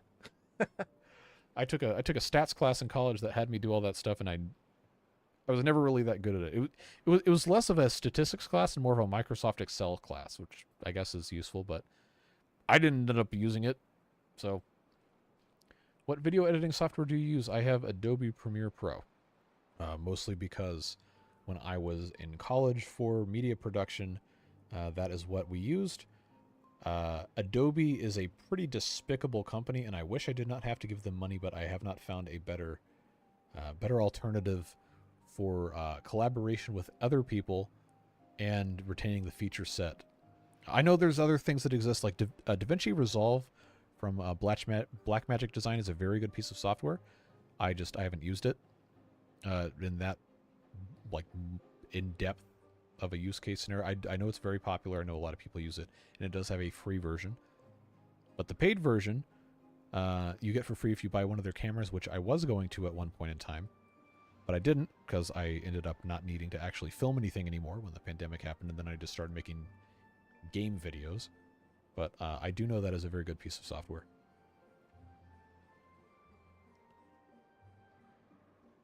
You can always keep a historic record link in the description and keep current members in the video so everyone is represented as a middle ground. That's an idea.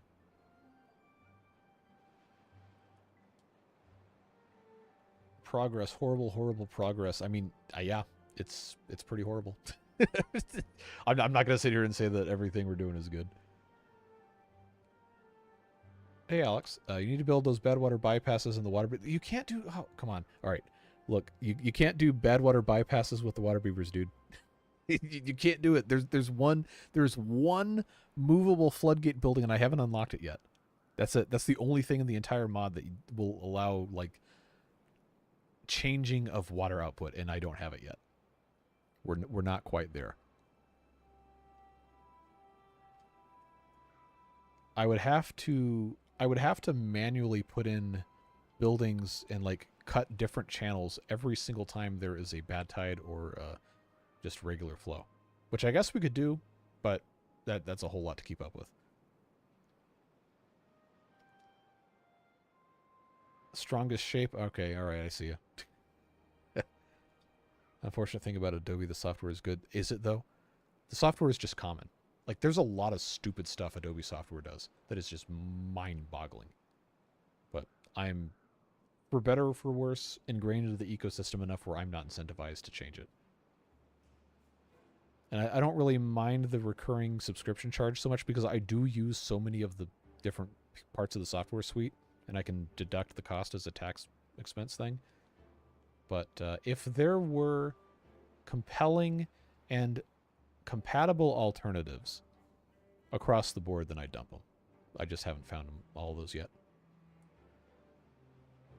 Clip Studio Paint is a really good drawing software that I guess now is a subscription basis, but I did buy it before that because I was going to get into digital art and I didn't do it because I started making YouTube videos instead. But at some point I need to like draw emotes and stuff. Good morning all from my side of the world. Hello, Brent. Thank you to the person who gifted me a membership. Really learning a lot from your content. Thanks for being here. I am glad I can impart some sort of knowledge to you in that way, although I am not infallible and I make a whole lot of mistakes. So don't take my stuff as gospel truth, for sure. How many times you killed my beaver from the bad water? I don't know if you've ever died from the bad water specifically. Well, you're in the game right now. You actually just grew up. You're all the way down here. You are working at the hauling post.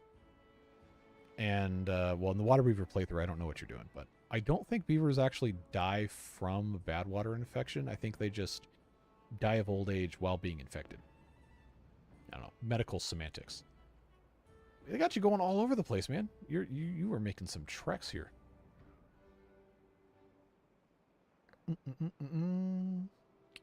Haulers can run the bad water down instead of having haulers run up and take bad water from your tank to the mushroom farm. Yeah, that whole bad water area is probably going to become a separate district in the water beaver playthrough at some point soon. That's probably going to be another district, and it'll end up being mostly making those mushrooms and the other stuff. Yeah, cutting the channels, well, we can always do that. The movable floodgate building getting unlocked is going to be hard until we have everything else unlocked with science. And that's one of those things that probably is only going to happen after we have a separate district for the bad water, so we can make enough mushrooms for the people in the library to consume them. Let's see, Holler, I already read that one. Photographer here, I remember buying the software at $800. That's cheap for a Creative Suite, unless you just bought Photoshop and Lightroom, if they had Lightroom back then. When I was in high school, I bought a copy of Premiere Elements and Photoshop Elements. I think it was like $100 or something, which was cool because the only thing I'd ever used up to that point was Windows Movie Maker, and I was amazed that I could have different layers of video and make all my stupid projects and memes and all that. But it was, hold on, are we overflowing? All right, I got to get off of this. Yeah, this is overflowing over here. So we did in fact need to put more sluices in. So we will we'll go ahead and let them finish that real quick. This is set to close above contamination 1%. That's joined, and that's joined there, so that's fine. Just let them build this. All right, but yeah, the Creative Suite, got a copy of Creative Suite 3, I think, when I was in college. I bought on like a fire sale discount from the like the library had like a software store or whatever. So I think I only ended up paying like, I don't know, $150 for the entire Creative Suite, which was an amazing deal considering the entire thing was like $2,500. And I used that forever until I got a subscription to Creative Cloud when I was in like my second to last year of my program.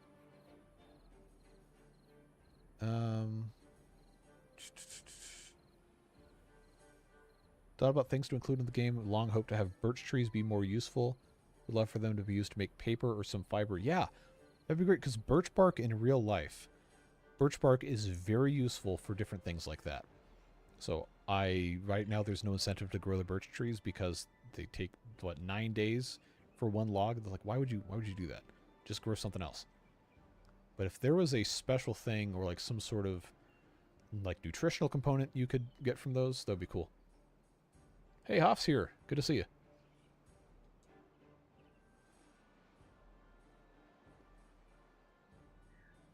Need to add your own name in Timberborn. I'm not a beard booster, though.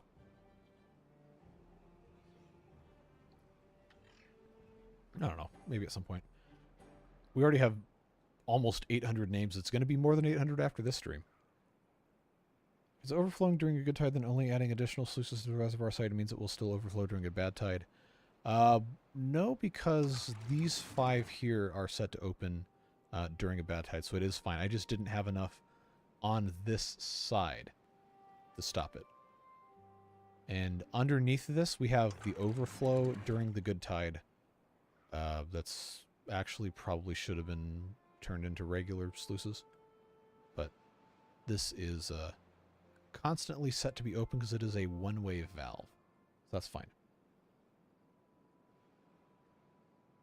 What if you could grow aspen trees and you could use those in the herbalist to make meds that speed up healing for injured beavers? That would be cool. Right now, the Iron Teeth don't have the healer, but the Folktales use, is it berries and something? Berries and dandelions, maybe? Or no, they got rid of dandelions in the base game, I'm pretty sure. Birch bark canoes. That would be really cool to have canoes, like vehicles or whatever. I don't know how easy it would be for them to do that. Is there a limit to names in the name mod list? No, it is an open-ended CSV file. So you can just put whatever you want. As many lines, you just have to separate them with the comma and then close in the code. Very, very, very easy to update that. Yeah, I would really love to see some sort of improvement for the birch. That would be a fantastic addition to the game. Alright, so this medical bed is currently empty. This is currently empty. That has logs. I do not care about that. That will be fine to go away.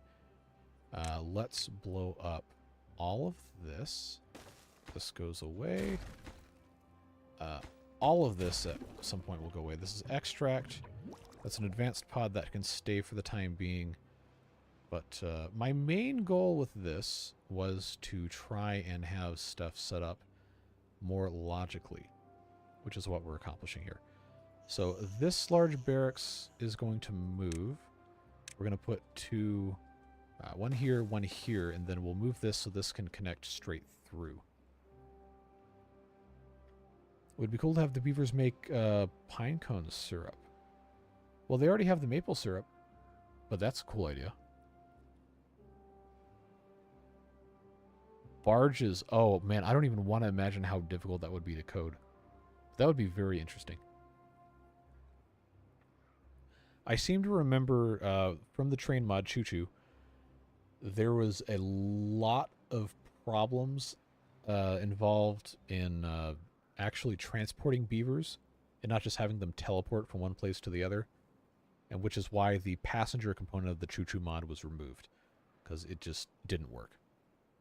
But if that is ever something that's possible to be done, that would be really cool to see. Alright, so that is just about done. There we go. That can get removed. Everybody pick up your stuff and move somewhere else. And now that's connected. And what we can do is to then put that back here. Then all of these can move. And we'll just kind of box this in here. Is it boring? Yes. Is it efficient? Also yes.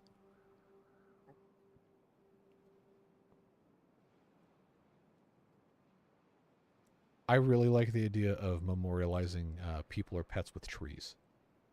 Because trees live a really long time. And you can always come back and see that. That's a nice thing you've done.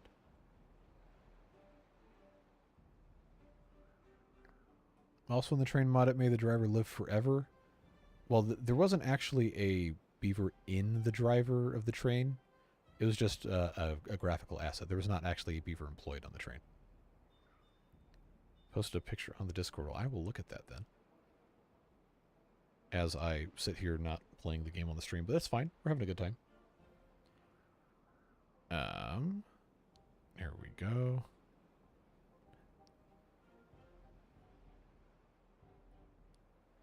That will be very nice. Oh, I love the little cat you got on the bottom there. Very thoughtful. It's never an easy or fun time when you lose a pet like that. But making good memories about that stuff will help. It's in a cave. Cats like that. They like little tight spaces. Oh, YouTube just emailed me to tell me I'm live on my channel. Good. I never would have known. Alright, I've got 33 empty spots here. I've got these that can be blown up. Nobody step on that, please. And thank you. Get out of here. Do not come this way. You will regret it. Oh!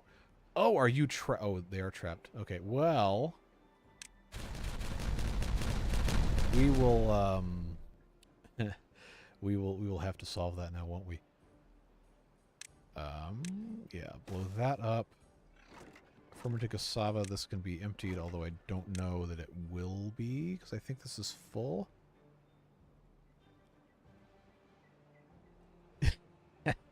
I should go. I heard he's streaming. Gotta go catch that. Yeah, me too, bud.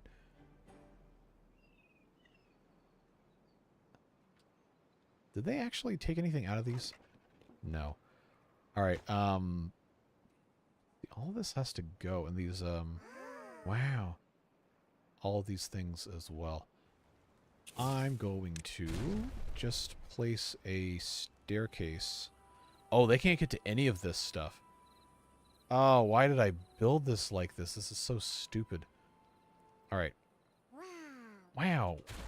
we're just gonna, you know, scorched earth this whole thing. Because now they can actually get off that way.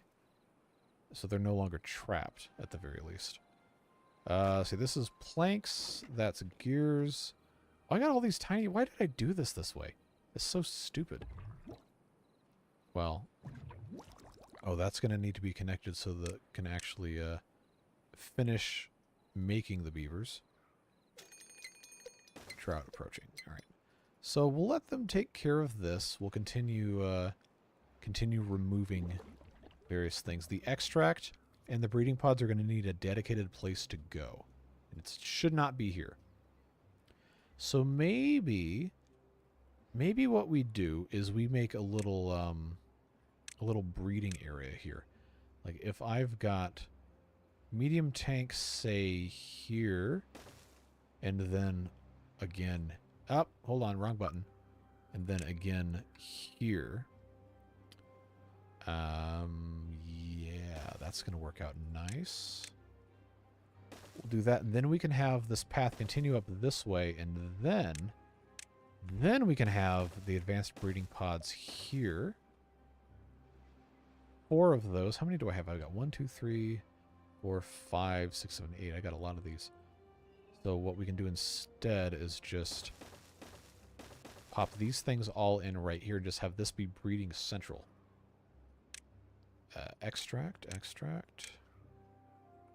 And then strategically pause these once they're all built so we don't have a birth and death wave here.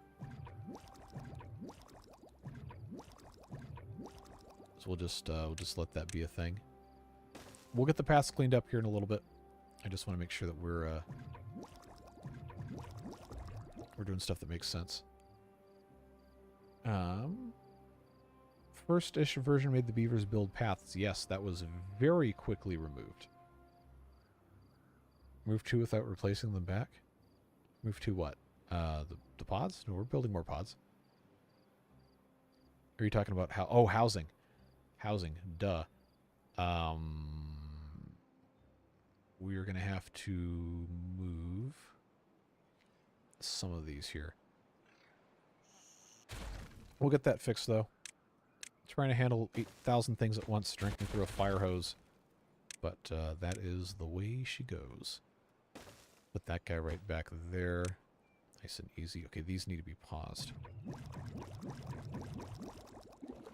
And then once these are finished, we'll delete them and then be good to go. See, these are all kind of in the same spot. Great way to get them trapped, jumping down one block. Well, if I delete what they're standing on, then obviously that's going to work. Good evening from the UK. Hello, hello. Yeah, we had a lot of gifted memberships lately. It seems like it's tradition at this point, but glad to have you. I think the easiest thing for us to do is just going to be to have all of these pods here and then here on this other side as well. Just got to get spaces occupied correctly. Told you we're going to have breeding central. And hopefully this will be enough breeding pods. That one's almost done. That one's getting there. Another 200-ish subs gifted again. I mean, I do not want you guys to recklessly spend money, ever. Please do not do that. If you feel compelled, then I appreciate it, but I'm never going to expect or ask anyone to give anything. Thankful for those who do, but I'm never going to ask you to do it. Alright, that one's done. Keep an eye on these. I guess I can go ahead and turn 2 on. This one just finished. Now, if I were really intelligent, I would have had the berries easily accessible to this area, but I unfortunately do not. I did not think of that. We can probably fix that. Maybe. That's very close.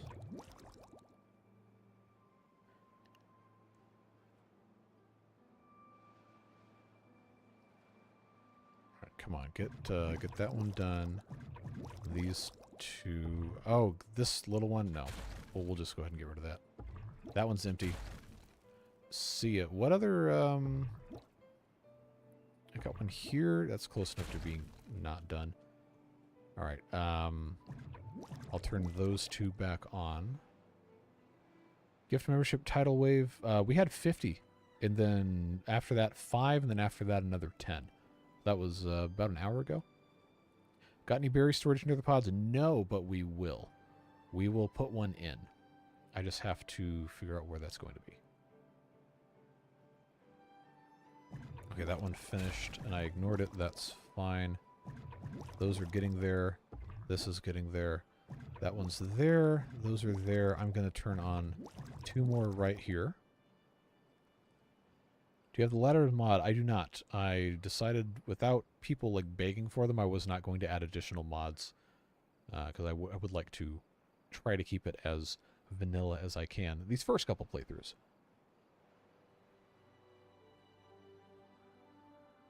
You heard it. It's okay to recklessly spend money if you're compelled to. I mean, I'm not your dad. Do what you want. But I do not want anyone to go into debt to give me money. That is awful. Please do not do that. But I do always appreciate anything. Devilish, right on cue. 10 gifted memberships. Thank you very much, friend. Bgerb66, Justin H, Philip Gurman, Stuart Gonzalez, Blank, Adam Ross, Skuld Saga, Robert Cox, Tyron Webb, Vlad, Marinescu, maybe? I'm sorry if that's incorrect. Neil, gifted on behalf of Devilish. Thank you very much, friend. Slepner, another 10 gift memberships. Here we go, folks. Mood Farid, Tom Kelly, Garad, Shivam Bhat, Mother of Chaos Children. That's a cool name. Is that Pax LXIIV or... Oh, Pav. I'm sorry. I honestly don't know how to pronounce that. I'm sorry, but... Expert Cobra 97, Stephen Newberry, Anthony Lepic, and Anthony Ford. Welcome to the boosters on behalf of Slepner. Thank you very much, friend. So now we're definitely over 800. Now I told you the stream was going to end at 9 p.m. So we do have an hour for more shenanigans if you feel so compelled. But again, never ever going to force anybody to do anything.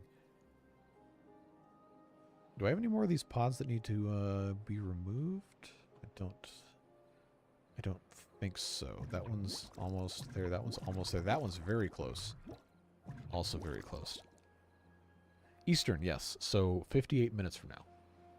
Unless I hear otherwise. Because I do have to eat dinner at some point. We should be done there, done there, done there. So I will turn on 2 more of those. Getting close. Bestow TV, 10 gift memberships. Thank you very much. Mauricio, Claire Cat, Olafur, Harry Thompson, Malika, Mark Rogers, TL Kai, Jan Just, and then Beast76, Timma Clark, Braverman, and I think that's 10. Yeah, welcome, folks, and thank you very much, Bestow TV, for those. What are we gonna do? What are we gonna do until then? Man, that show was something else, huh? I can't believe they got away with some of that stuff airing on television. Well, you don't pick up on that as a kid. Slepner says, I need a wife so I can borrow her credit card for more gifts. Please do not use someone else's financial resources to purchase gift memberships for my stream. Thank you.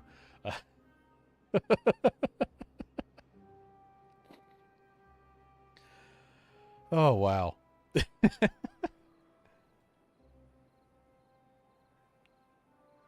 Never a baby beaver again. You know, that's the sign of progress for the Iron Teeth. They've eliminated child rearing. They just grow them in a soup. Which is incredibly horrific, but... Oh, no! This one was turned on the whole time. I gotta pause it. I gotta pause it, man. I cannot let that be a thing. Who Framed Roger Rabbit? I haven't watched that movie in a long time, but that was a good one. It's funny how movie ratings end up working. Like the different standards for what does and does not constitute a rating. Like PG-13 movies are apparently allowed to have one F-bomb, which I don't know why they would allow one. Like, could you imagine, like things that are PG-13? Like, what's a good example of like I don't think any of the Pixar movies have ever been PG-13, but like, could you imagine something like, I don't know, like going to see, I know Frozen was Disney, it wasn't specifically Pixar, but could you imagine going to see Frozen and then just someone in the movie just screams the F word super loud, but only once, so they get to rate it PG-13? Like, what? Like, why is that part of the criteria? Oh, I didn't put the wonders in. You are absolutely correct. We need to fix that. So, I'm trying also to incrementally start these breeding pods so we don't have a problem later. Ghostbusters, yeah, that's a good one. What are we doing? We are reorganizing the mess. If you saw the previous live streams, this was like a mountain that I had a bunch of nasty, awful, horribly connected buildings and storages on. We flattened that and we're putting in more housing, and currently the beaver breeding area for all of our green goop pods to grow the new beavers in. So what I'm gonna do, and we're gonna have to be careful how we do this, because this one I mistakenly let get to almost halfway, and it doesn't match with this one. There's no reason for me to actually have to care about this, but you know how this goes. I want stuff to match, so we will let this go and then pause it again when we get to that point. But this is going to have a... That's not the correct thing. It's going to have a little thing there. Back in the day, it wasn't uncommon for nudity in a PG movie. Okay, well, when you say nudity, are you talking... We got to be careful, I guess, where this goes. But are you talking about, like, incidental? Like, oh, hey, they're swimming and someone's shirt's off? Or are you talking about, like, something else? I imagine there's probably some sort of provision in the PG rating for that. Yeah, I don't need to hear have my kids hear that even once. Yeah, exactly. Like, why is that a part of PG-13? Like, PG-13 is like, what? It's supposed to be an audience for a child who's age 13 to be able to watch with parental guidance. When I was 13, I wasn't allowed to say that. It doesn't matter. It's like, I don't know how many 13-year-olds are even running around swearing like that. They probably are, who knows. But, I don't know. If you overuse language like that, it kind of loses its effectiveness. I guess I should have turned these on sooner.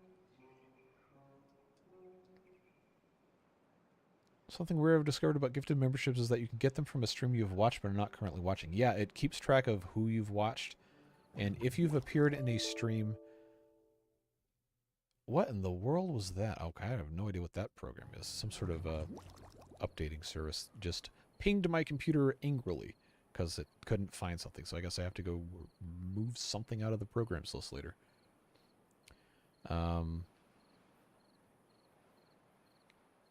Ratings were created by the major movie studios to make it harder for smaller... Really? It wouldn't surprise me, honestly. MPAA, Motion Picture Association of America, so that definitely tracks. I need to get these logs out of here so I can build the rest of our...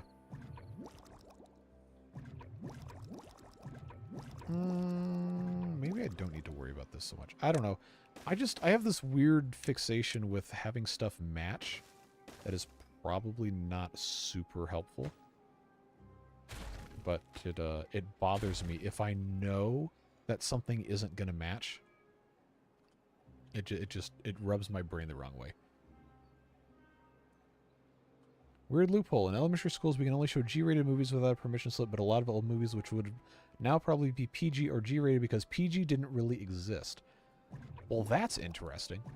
I remember in 9th grade English, we watched the old Romeo and Juliet movie. And you know, if you've seen it, what happens in that movie.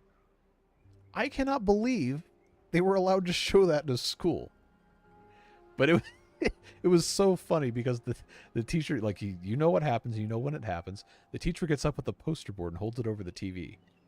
She's like, "You're not allowed to see this." It's like, look, we know what's happening. Like, why?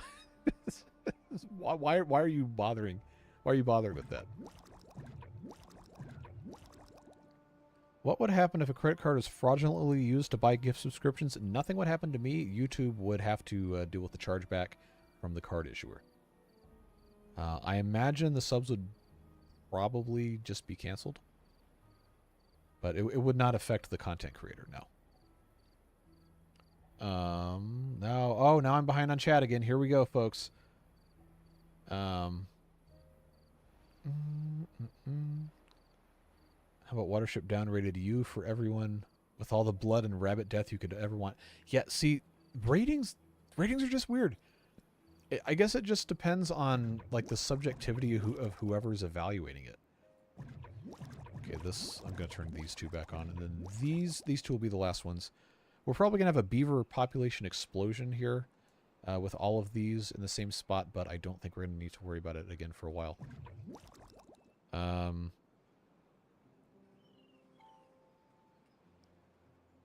I got my mouth literally washed out with hand wash for... Yeah, I had that done to me before. It was your first word. Could you imagine, as a parent... I don't have kids, but as a parent, how would it feel if your first word that your child says as like an infant, when there's no possible way for them to even understand that anything is bad, right?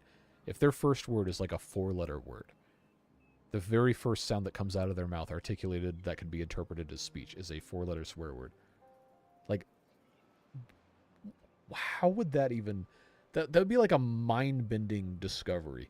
It's like, where did this child learn this? Like, well, they don't really have the capability to process language like that, but... I don't know. Just a weird thing that popped into my mind. Talking about Frozen, I saw a funny picture the other day. I uploaded it. You got to be careful with some of that stuff, dude. People on the internet love to do weird things with children's characters. Oh my god, dude. Yeah, that's foul. That is absolutely foul. Moving on. Kind of like gaming OCD. I mean, OCD is like an actual like medical condition I don't want to make light of, but I have a... Let's call it a powerful need to have things match. But it's not, like, debilitating in my life. Okay, we will definitely not be naming it that. Thank you. I'm still so far behind. Watched The Patriot in my 8th grade American history class. I watched that in high school, not in middle school, but yeah. We watched that. Pearl Harbor. We didn't watch Saving Private Ryan, but we did watch Pearl Harbor. A couple of other things that are just like, well, I mean, I guess in historical context this makes sense, but like, do people really want their like 12-year-olds watching this stuff? I saw Schindler's List when I was like 9. Wow-wee, that is not a movie to show a 9-year-old. At school? Oh no. Oh no. Oh no.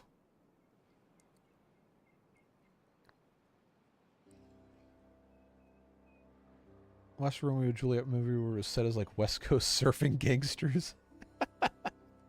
I haven't seen that one. Oh, we need to do berry storage. We'll do that in a second. I need to make sure that one gets deleted. Will they all be Hulk beavers? Yes, absolutely. Growing in that green stuff. In the U.S., violence is considered normal and rated G. Yeah, that's never made sense to me.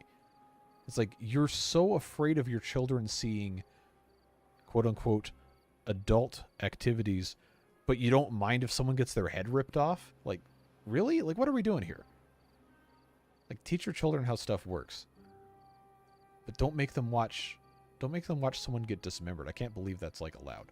Or, like, cartoon violence. It's like, oh, it's a cartoon, it's not real. Like, meanwhile, some of the animated stuff I've seen is the most, like, visceral, disgustingly violent things you can imagine. But it gets rated G or PG. Oh, animation's for children. Well, tell that to Japan. Because most of that stuff, not suitable for kids. But it's animated, so it's for kids, right? Because that's the ignorant American perspective on animated content. Is this just for children? Let's see. Who's the last child? Oh, well, they grew up now. But Ganja Burn was the last child. The last beaver child was named Ganja Burn. All right, this one's just about finished. Very few true G-rated movies. The most recent big one was WALL-E, which is not even really that recent. Yeah, it is wild. Like, the changes in, well, I guess you could divide this in different genres and different countries and locales who are making this stuff, but the changes in, like, media consumption preferences and what is even being made in the past, I don't know, 10 years is crazy. Like, I think a good example, the movie Robots is like a really, really optimistic movie compared to a lot of stuff that's getting made now. And that came out in, what, 2005? And talking about, like, family movies. Like, a lot of the newer Pixar stuff is like this really melancholy, like, depressing feel behind it. Even when the good resolution happens. Like, there's a lot of sorrow imbued into this stuff. I don't know, people are hurting. Hard times for a lot of people.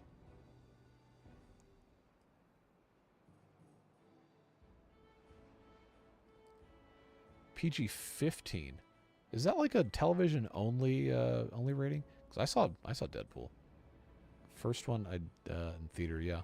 Was that 10 years ago? I think it was PG-13.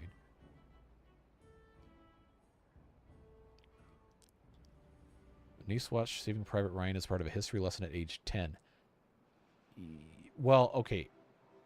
History lesson, yes. That is probably one of the better depictions of wartime violence and reality in that movie. But at age 10, I would be asking questions as a hypothetical parent. Yeah, we're not going to go there. Did I watch Sausage Party? No, I did not. If it's anatomically correct, it's educational. If it isn't, it isn't real, so whatever. I mean, I guess. Makes me think about how Japan allows occasional mild swearing in kids' shows because swearing isn't seen as bad. Yeah, and that's another, like, a cultural sensitivity that is, I guess, kind of, I'm not going to say, like, unique as in nobody else ever does this, but the way that America views things like violence and sexual content and swearing in media really doesn't make any sense. The way the priorities are set up, and I don't need to get too much into any of this stuff because we're playing video games, right? But it's never really made very much sense to me how people have prioritized what is and is not appropriate for kids. Whereas, like, any given day, a child can be exposed to any number of horrific realities in the real world, but they can't watch the TV show where somebody uses mild swearing because that's not appropriate for kids. Like, it's like, my generation has watched so many things. I'm 32. My generation has watched so many, like, unspeakable humanitarian travesties occur in real time on the internet and on live TV. That is like, what else? What else are we possibly going to be shocked by at this point? Like, kids are seeing this stuff, so why are people so up in arms about things? Anyway, we can get off of that subject because I know people have different opinions on that. WALL-E was a great movie. It was depressing, but it's still is an overall positive message.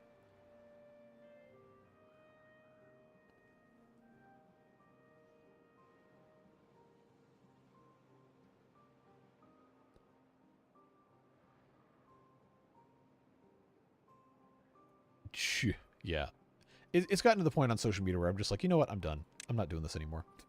I'm gonna make my Beaver videos and I'm gonna talk to the people who are engaging in the comments section. We're gonna have a nice time and then that's it. It's just too much stupidity for me on social media these days. We need to put some monuments in for these guys, and I guess we probably need to just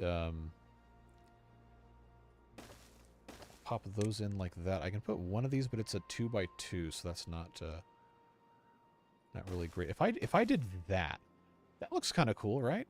You got the everybody kind of organized the same way, and then I can put some rooftop terraces up on top of this. That'll work.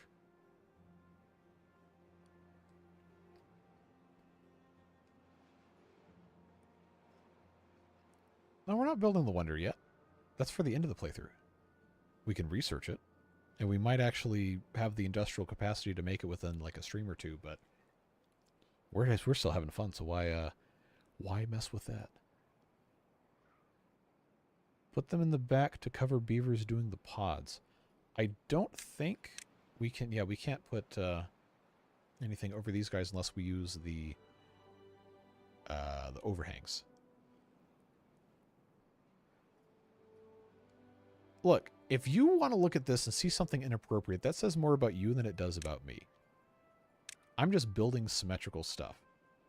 So if I do rooftop terraces here and here, and then, like, once this is all built up, it's not going to look like that. You guys are just fishing. You're trying to bait me. Because this is all going to be pretty much covered right here. I just have to have a staircase to get up. This is going to need more storage down here.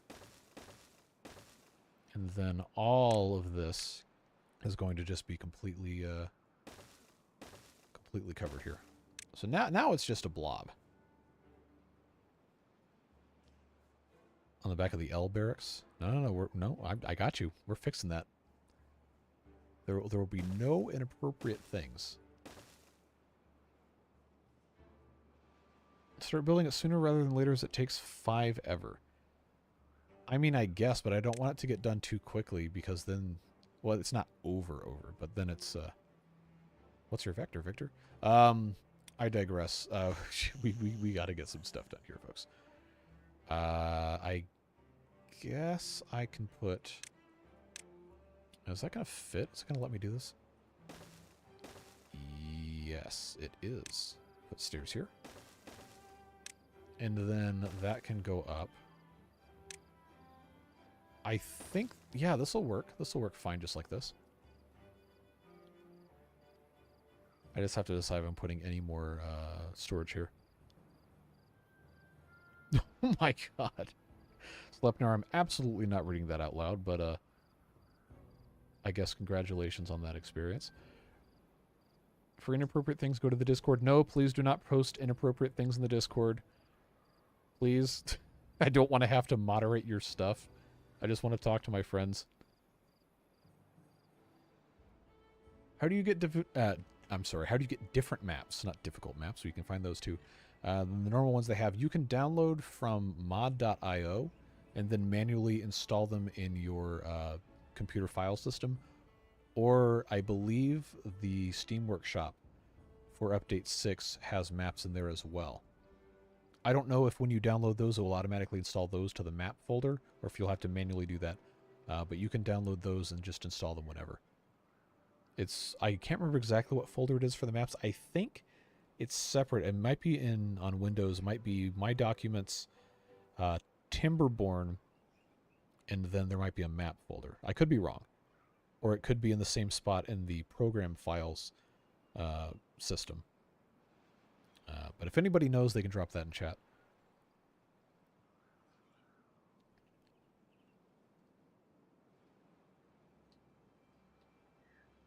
If it's okay to say inappropriate things in the Discord, are they still considered inappropriate? I mean, look, I don't want to play this game.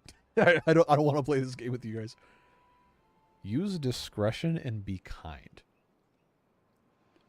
Would be my my preference. Do not be incendiary about controversial topics, because people have sensitivities, and I don't want to play Discord dad to people who are being mean to each other. In the workshop thing, oh, new map thing's automatic. I missed the previous message. Okay, so that answers who was it that asked? Wolf's Rain 89, you can go into the Update 6 if you have that enabled in the Steam Workshop. Directly access through the game and download the maps that way, and they'll be available for you. The mod added a brothel to Folktales, higher chance of baby beaver. I mean, I don't know what you know about like brothels and the amount of children born out of those, but I would not think that would increase the higher chance of baby beavers, just based on historical knowledge of what they did and did not do in there. But yeah. Would you recommend 0.5 or 0.6? 0.6 is great. Update 6 being 0.6. Like, we're having so much fun with all these new materials and new things. I don't see any reason why you should play 5 unless you're trying to continue a water beaver playthrough, because that hasn't updated yet. It's just there's no downside to doing 5 or doing 6. The only issue is it was really confusing how to access the workshop thing, had to watch a walkthrough. I didn't have that hard of a time with it, but I guess if you don't know where to look, or if something was wrong, like early on it didn't want to let me actually open the workshop. I think the link was actually broken in the game client. I needed to drink something here.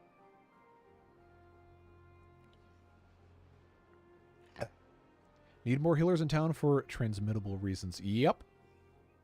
And that's all we'll say about that. 3 topics that should never be discussed because they just make people angry and call each other bad names. Their politics, religion, and a pineapple on pizza. Yep. 100%.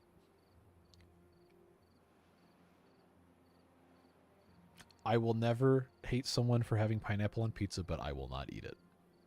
Partly because I'm kind of allergic to pineapple, and partly because of, like, why would you put pineapple on a pizza? That's fine. Do as you please. Whatever makes you happy. The sweet with the salty, here we are talking about the forbidden topic again, but the sweet versus salty interplay, I think, is very compelling from a flavor standpoint. But, I don't know. Pineapple makes my mouth do weird things that aren't really comfortable, so I'm not going to be eating it.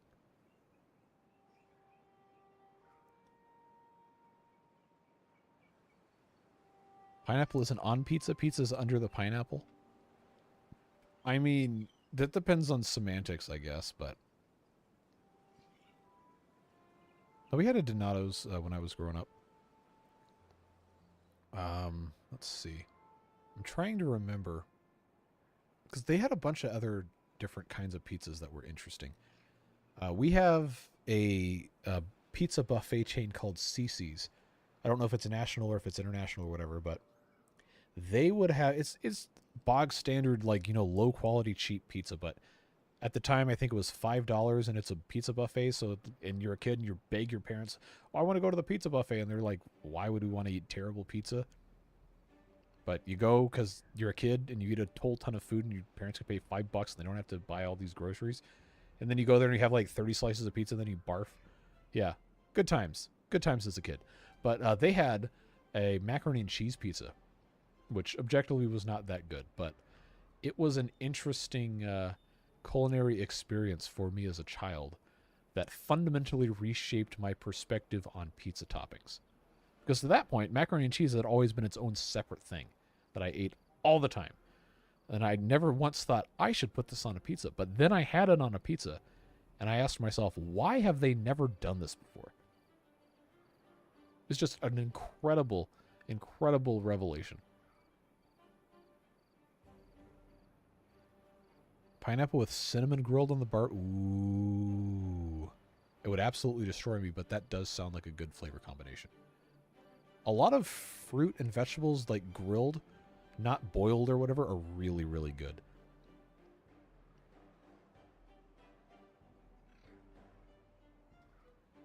Folktales do pineapple on pizza. Iron Teeth do not allow the fun of pizza at all. Yep, I would accept that as canon truth. That's hilarious. CC's was just interesting, not necessarily good. Yep, precisely. It's, well, I don't know how much it is now because our location closed forever ago, but that was the place to go. If you were in, like, I don't know, like elementary school, middle school, and like hey, let's go get some pizza. You load up in whoever's mom's minivan and you go to CC's and you pay your $5 and you eat so much pizza that you can't even move, and then you go home.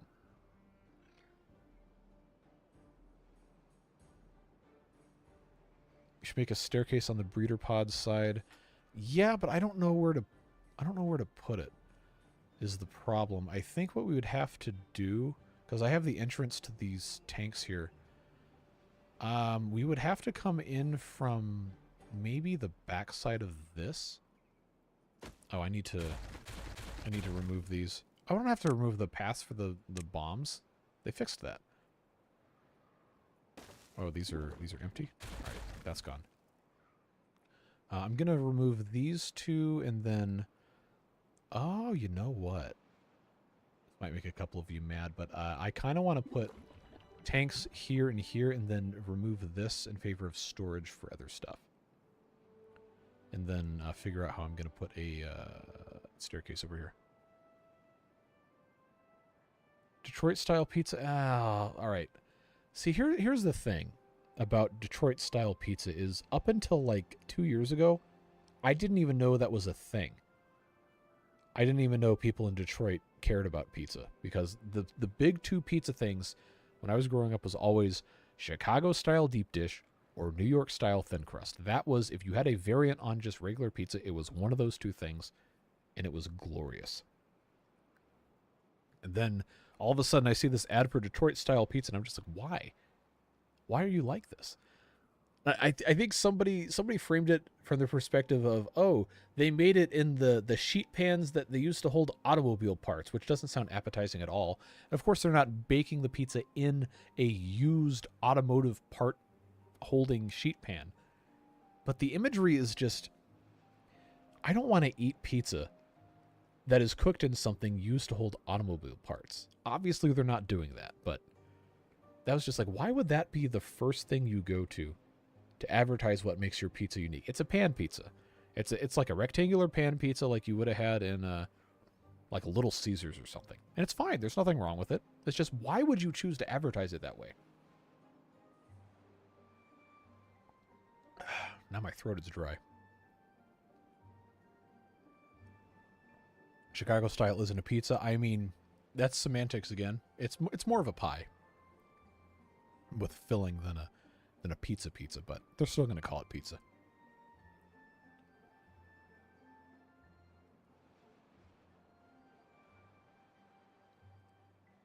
Target audience is car nuts? I mean, probably not. I think it's just Detroit trying to make a name for themselves as something that isn't urban decay or abandoned automobile factories. Dispensing soda from a gas pump. What? Oh, that just... that brings to mind some very strange things that I've seen on the internet that I don't think I care to remember. But we're... Man, people are so weird, dude. People are so weird. I need to have this be brought back up to normal level here. Let's do that. We'll add our staircase up here. This, I'm assuming, will just have to be, yep, right like that. And then I'm going to have this come around the outside, right like so, as we always do. So that will work very nicely, have our mirrored staircases. I just need to figure out how to get another staircase up this side, and I'm not exactly sure how I want to do it. Pizza Hut buffet, oh man. It was so upsetting when our Pizza Hut closed. Because that buffet, I think at the end might have been $7.99, which at the time wasn't like super cheap. But it was a decent deal, and you could get your pizza, get your breadsticks. They had salad. We would get root beer or whatever. Like, it was just nice. And the pizza was still decent. And Pizza Hut now is just like, yeah, forget it. It's nowhere near as good as it was in the 90s. Unbelievable decline in quality. You don't really find Chicago-style pizza in California. Yeah, I'm trying to think. All the pizza I've had in California has been, like, really, really thin crust. Like, neighborhood places will just serve, I guess, normal-style pizza. Oh, my berries ran out. Yeah, my berries ran out, so these are all out of whack now. So I guess my my attempt at keeping the breeding kind of separated has completely crashed, which is unfortunate. I guess we need to figure out a berry solution. All this time talking about pizza.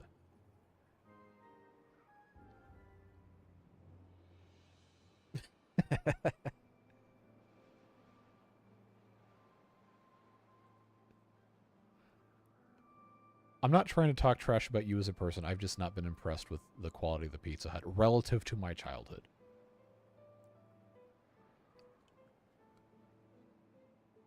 it just is something that was disappointing when I went back and had more of it. Because I remember, like, when you're a kid, when I was a kid in the 90s at least, it was like a huge destination place, right? You had the Pac-Man machine in the corner. They had those little whatever things, and the design of the restaurant was really cool. And then you go in there, you have the pizza was really good. And then you came back. You did it all the time. They had the Book It thing. I know we've talked about Book It a lot. But that was cool because you read books at school and you get the coupon magical piece of paper to get a free personal pan pizza. And that was awesome. And you went in there and you had your pizza and you're like, oh, this is so cool. I got this from reading books. Feeling like you just hacked life.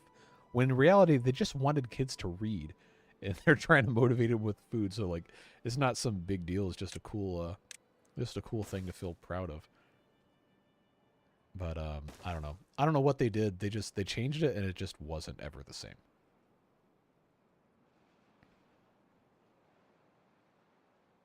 I do have a berry big problem.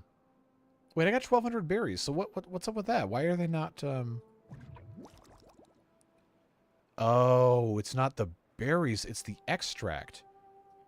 Oh, because we never. Oh no, we never did anything with this except have this one centrifuge. We got so carried away that we we forgot to make more extract. Oh boy. Oh, now what do I do? This is paused. Planks are even worse. We got 3 of those. What are we using planks on? Because all the treated planks are full. See, this is all good. This is appropriate here. Depends on the Pizza Hut you want to use to work at 27 years ago. There was real breadsticks. Yeah, I'm pretty sure 90% of the Pizza Hut, or maybe more than that, 90% of them now are just carry-out only. The last sit-down dine-in Pizza Hut that we had closed, oh, maybe 10 years ago, 5 or 10 years ago. I passed a couple while we were driving across country this week. I passed a couple that looked like they were still the old style buildings, and I had this curiosity to myself that, you know what, maybe those are still good. Maybe. And I've had fine pizza from the new stuff. It's just not the same. Next time you make it down to Texas, hit me up if you're in the Midland, Odessa area. Go by the White House Meat Market and get some. That sounds like fun. I did not go down 10 this time. Normally we would, but we figured it was going to be so hot we took 40 instead. Love New York style. One roommate loves Detroit style, and the other I've never heard of Columbus style. Makes waiting for the house impossible. Yeah, that's always the problem with pizza, because somebody's going to want something that somebody else really doesn't want to have. Free Chipotle from library book reading program. Well, okay, that's some hoity-toity expensive stuff then if they're getting free Chipotle for reading. I don't think Chipotle even existed when I was in like middle school. I don't know. Maybe it did not. We just didn't have one. You can get a lot of pizza styles in California, but generally it is on the thin side. Thin style, though my favorite local place as a kid had thicker crust on the edge that was really chewy. Yeah, you know, Southern California. I'm not going to give exact places for obvious reasons, but there were a couple of local spots. Bad tide time. There were a couple of local spots that had really, really good pizza that I really couldn't pin down as a specific style, but it was just like, I don't know, like really nice. Like the crust is substantial enough where the pizza's not floppy and impossible to eat, but it wasn't so thick that it just feels like you're eating bread. Just really, really good stuff. Bad case staircase design. I mean, what else do you want me to do? I don't really have that many other options. These are going to go away once we blow this up, but I don't know what to put here for all of these different food types. I mean, I got a full-size storage for every single food. We haven't planted any mangroves yet, so I guess these are just... Oh, I'm not growing coffee beans. Maybe we just leave these open for a while and think about what might actually be able to be used. Oh, O'Reilly Auto Parts. I don't have a way to get down here. Is that what you're talking about with the bad staircase design?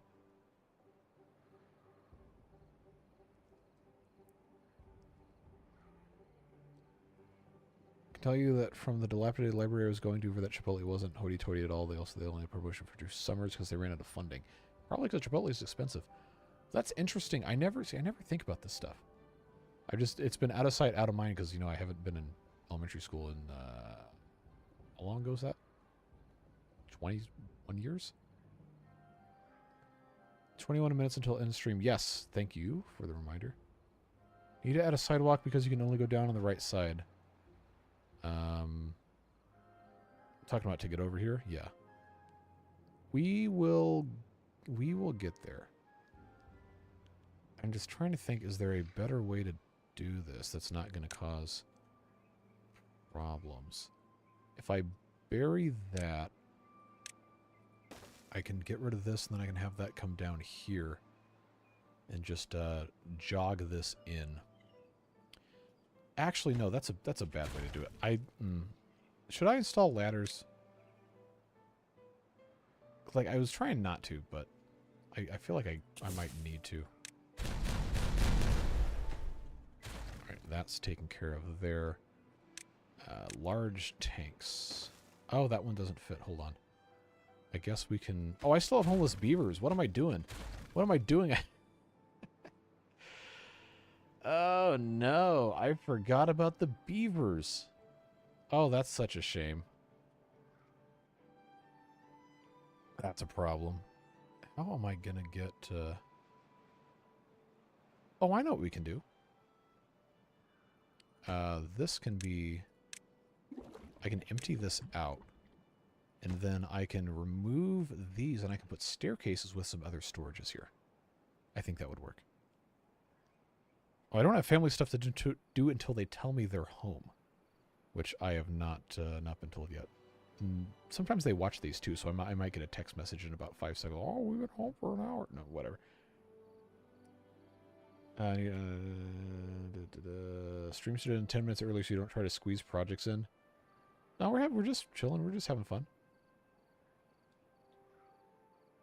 You just build a path from where you already have a staircase on the other side of the storages.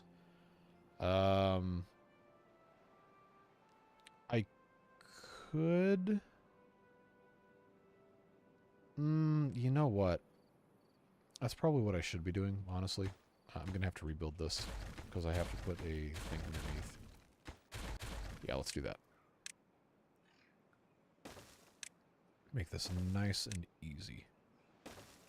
Then we just have this jog around the corner. Don't need to overcomplicate it. That needs to be added there. Yeah, so we'll empty that. That'll get filled up here, and then we can come in with a staircase. I just have to decide if I'm bringing it up before we get to the top or after, because I think this is fine like this. Just leave this alone. We have a 3x3 space here if we feel so inclined to use it. That's empty. That's gone. Yeah, I mean, who knows? Some of this is probably going to get torn out and replaced anyway because you know how this goes, but I like the idea of things looking...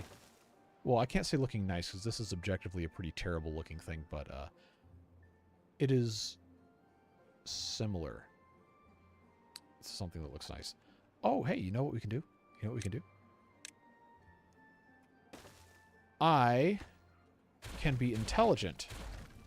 I know, shocker. I can actually have an intermediary thing here and then pop a medium warehouse right there.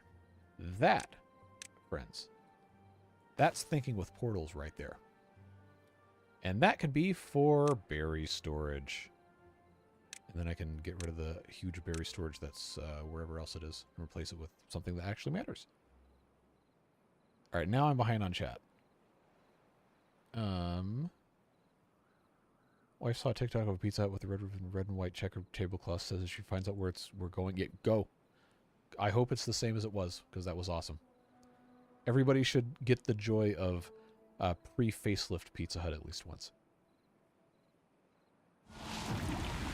If you could commission someone to make a mod for you, what would you want them to make? That's a good question. Battery Smooth has already made the Dirty Mouths mod, which I do need to install. But I'd have to think about it, because there's a bunch of different things that I would be really good to add to the game, but I would have a hard time choosing just like one thing.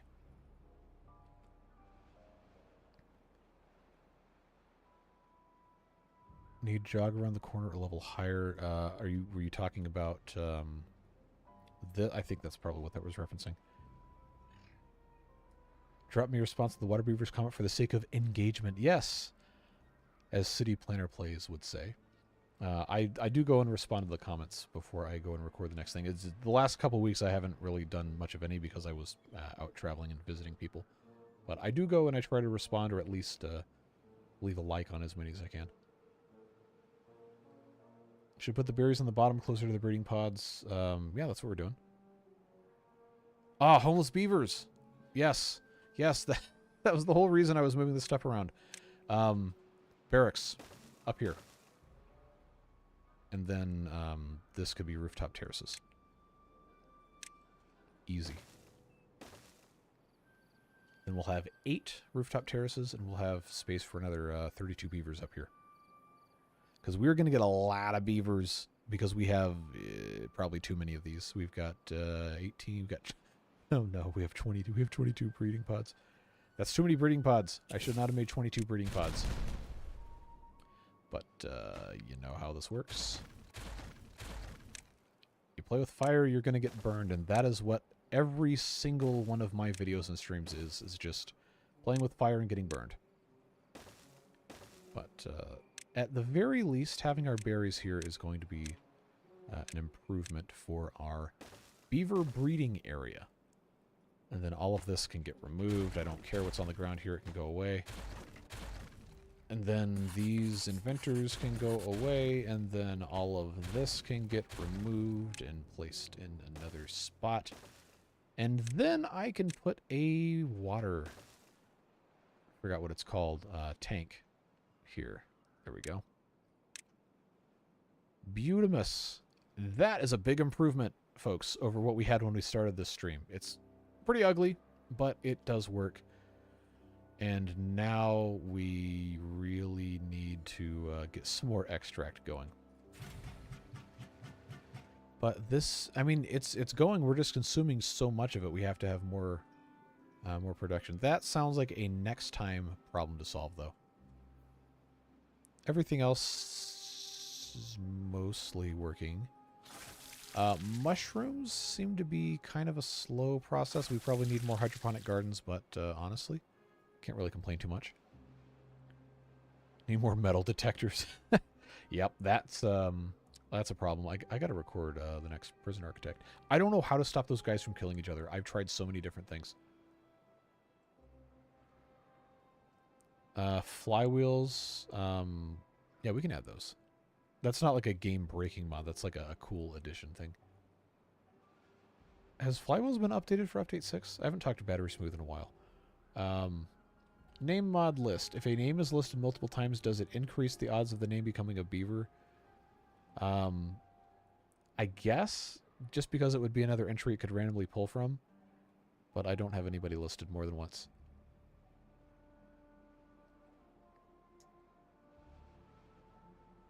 Did you know that Disturbed gives you a lot of props in his vids? Disturbed Simulations, yeah. Comments a whole lot on the stuff and has been a follower of the channel for a long time. If you are here, say hello. Cool dude. I unfortunately do not have the time to watch many of the videos, but I do try to check them out when I have a chance. Scared to ask what the Dirty Mouth mod does. Well, I'm going to tell you anyway. The Dirty Mouth mod is... from what I understand, a modification of the tooth grindstone, where you can manually pick a beaver to shame and have their mouths washed out. This was an idea born out of everyone being who they are in chat early on. I think it was the diorama streams a long time ago. But they would say stuff like, well, I'm not reading that. And then they're, oh. So then Battery Smooth made it so you could click on the beaver if their name, the beaver was named after them. You click on it. It has a button that says unclean on it or whatever. And you click that, and then it forces them basically into, I guess, the same kind of status as the bad water contaminated beavers have, where it doesn't allow them to work, and it won't let them do anything until they are cleaned. So it basically is like a supercharged water fountain, and they put their faces in it and it just sprays them until the contamination bar goes away. It was hilarious. We had so much fun with that when we were doing the diorama streams. Multiplayer mod, I think one exists. I haven't used it, but I've been told one does exist. I would pay money if the Dirty Mouth mod gave it sounds from the one episode of SpongeBob. That would be funny, like the dolphin noises. I don't know if like sounds could be natively integrated into the game with a mod like that. I'd have to ask Battery Smooth. You might have to modify the game outside of the mod to play a different sound. But that would be really funny. Please select the goods. Well, I don't know what we're going to put there. Do you have any idea what you want to see in those warehouses? Because we can. I just don't know what I'm putting in there. No flywheels and 6 yet? Okay, well, that's good to know. Please solve the staircase. Just add 3 too high platforms next to the stairs on the right. No,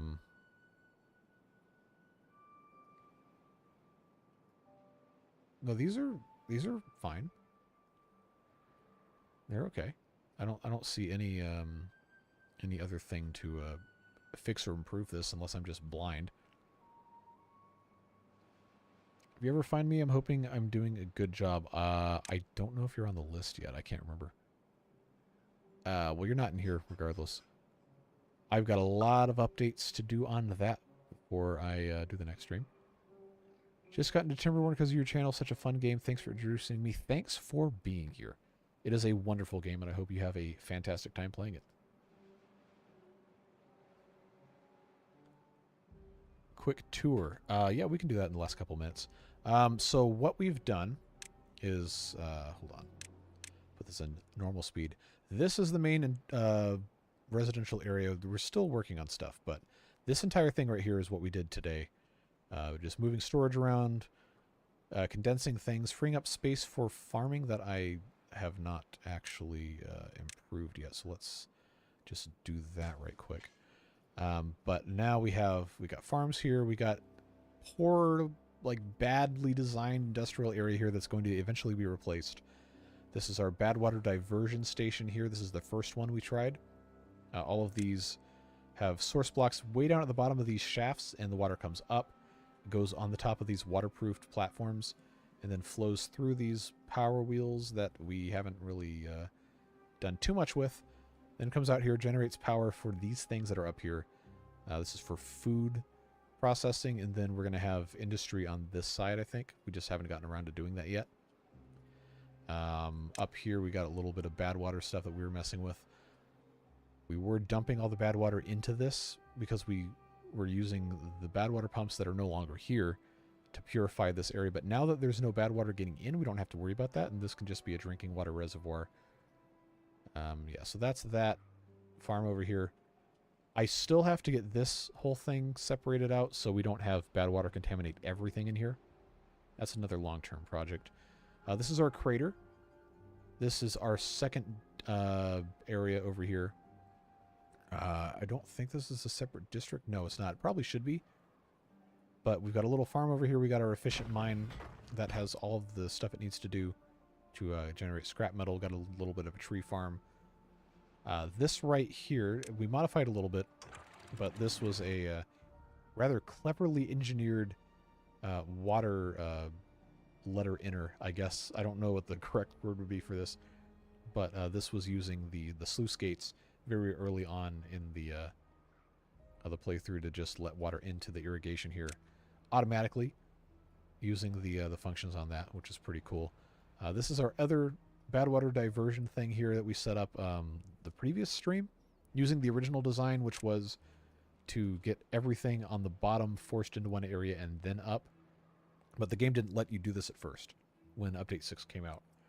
So that is why this exists the way it does with the separate shafts, because the game would not let you do this, because when you capped off a bad water source or just a water source with anything on top of it, it would just stop producing no matter what, even if there was space on the side for the stuff to come out. But they fixed that, and now you can do that, which is cool. This crater we're eventually going to reclaim, maybe for farming or something else. But we blasted this trench out so all the bad water can go out that way. And then this one, I was going to make this one of the bad water diverters, but we decided this one would be easier. Still want to do that at some point, but that is another long-term project. I don't think I missed anything. If you know anything about the Beaverome map, you're going to remember that pretty much none of these are clean. They just, you had like 2 that were only ever going to be clean, unless it was a bad tide, but a lot of these had bad water flowing into them. Like right here, that's why these levees are here, because this was flowing into here. It was causing pollution. And then obviously this one's polluted because everything coming out of here is going in here. This one's only bad water. This one didn't have anything in it at all. It was just holding the water from this guy, which if it was bad water, was bad. So that's why we have that drained and taken care of. But eventually the goal with this map is to have all of these be pure, clean water, except for the ones that can't. Hopefully that covered everything. I don't know what else people really want to know or want to see with this. But we are coming up to the end of the stream, so I do need to start wrapping it up here. Put probably 7 hours into it today. It's very fun. It super is. I got 690 hours-ish. It is a super fun game. Absolutely worth every single penny you could possibly spend on it. Multiplayer would be interesting if you each played a different faction. The quality of life would sway beavers from one player to the other. Oh. Someone make that mod, and I will play it with somebody. I'm not going to make promises on who, but that sounds really fun. Lower storage has a long walk around. You can add a path around the stair. Okay, that's what you guys were talking about. I'm kind of dense, right? I don't really have a great aptitude for interpreting language sometimes. Just funny because that's what I went to school for. But yeah, I should have just known that's what that was talking about.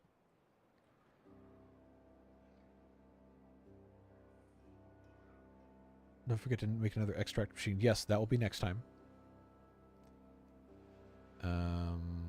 Setup is awesome. Yeah, I've really been happy with this. This has been a really fun stream series. And I don't know how many more of these that we're going to be able to really do without just running out of stuff to do. I think easily another 3 or 4 if they're going to be between like 3 and 6 hours long. Because I want to make sure all of these craters can be cleaned. Like this one and this one. And then I want to try and get like at least 500 beavers. I don't know if my computer can do it, but I want to try that. And then we'll see what else we can get to. I want to play Timberborn, but that would involve figuring out which mods are crashing my game and also actually sitting at my computer. Yeah, the mod debugging when you have a lot is really annoying. Hopefully the new system helps with that. A super machine that controls the strength of a fresh water source. That would be a cool idea. Like, you know how we have the bad water discharge. So I wonder if that would be like a cool like late game thing, where you could I don't know, it's like the concept of fracking when drilling for oil. Not to endorse that, but the idea of injecting something into the ground to force another fluid out seems like something that the water beavers would absolutely do. It's like something the iron teeth would absolutely do. The folktails would have protests about it and then not do it. And eat their maple pastries, which honestly sounds a lot more appealing. But that would be a really cool mechanic to put into the game. Is the Fountain of Joy with these beavers? No, that is the folktails. The iron teeth have the tribute to ingenuity, which is the guy, the Atlas Shrugged with the gears. Other issue with multiplayer is I'm a really mean person, bad water going and drowning beavers. Yeah, see, that's also part of the reason why I don't really like to do many multiplayer games, is because people sometimes tend to be mean-spirited with stuff and kind of suck the fun out of it. Which is why if I ever did that, I would have to be very careful on who I played with. But I love this game. This is a whole lot of fun, especially now that we have all this fun new update stuff. But in between updates, it can get a little tedious if you're playing it every day, which for some reason I'm insane enough to do. But I absolutely highly recommend picking it up if you can, if you haven't already. Anyway, it's 9 o'clock. I'm gonna go ahead and call it for today, and we'll pick back up sometime this weekend. I'm gonna try to do streams on Saturday and Sunday. I just haven't decided which day is going to be Beavers and which day is going to be Satisfactory, because it's been a long time since we've done that. And I know, Hoff, if you're still in chat, you've asked me a number of times when that's coming back, and hopefully this weekend. I will have to look and see what the statistics are looking like for viewership, and the better attended day will probably be the Timberborn one. I mean, it's 9 o'clock right now, and I got 130 people in here, and we haven't really built all that much. So I think we're just having a fun time hanging out with each other, which is always nice. But the Satisfactory streams usually are a lot smaller, just because that's I guess a smaller pool of people interested in the game who watch my channel, because most of the stuff's beavers. But highly encourage you to come check it out. It's a really fun game if you haven't before. It is just a completely different beast from Timberborn, but a lot of the same resource management, supply chain stuff, and creative building opportunities. I really, really, really like that game. But it's a lot slower than Timberborn is. All right, let me make sure I just don't miss anybody before I end stream here. Always install the mods one at a time. Load through a playthrough to test for crashing before. Yep, that's the way to do it. Load one, test it, make sure nothing's broken, then add the next one. The debug file will also sometimes tell you what specifically has broken, but it's not always helpful for mods. Off to walk the dog. Have fun, and thank you, everybody. Yes, Satisfactory. I want to say Satisfactory would probably be a Sunday stream, because Beaver's video comes out on Sunday. Saturday's video is Prison Architect, so we could have a Beaver stream on Saturday, so people can have the daily drip feed of Beaver content. But I'll let you guys know. I might even ask community posts, see what people want to see.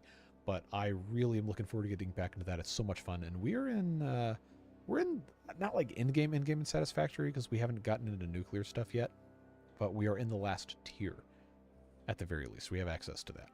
So I want to try to finish that before the full game launches on September 10th, and then we'll start over probably in a different section of the map, because there's going to be all sorts of fun new stuff.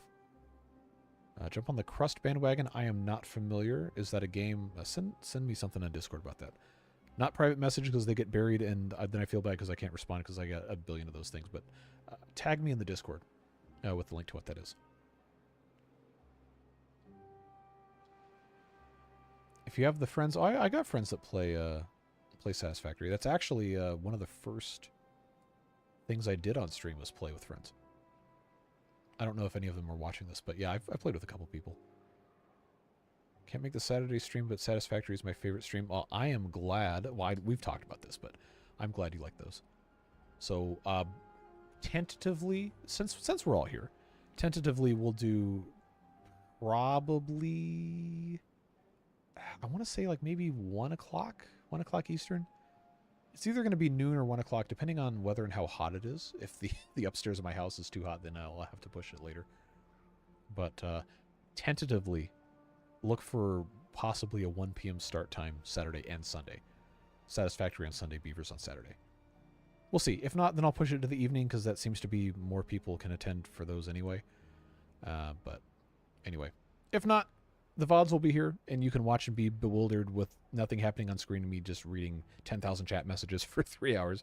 But I appreciate you guys very much. Thank you for being here. Thank you for all the fantastic support. 95 new members this stream. It's insane. I can't believe it. It genuinely is life-changing support and encouragement for me. I really appreciate you guys. So have a great rest of your night. Beard boosters, in approximately 30 seconds, you will have access to tomorrow's video with the folktales. So look out for that. Everybody else, tomorrow morning at 10:30 a.m. Eastern Daylight Time. Take care, friends. We'll see you later. Bye-bye.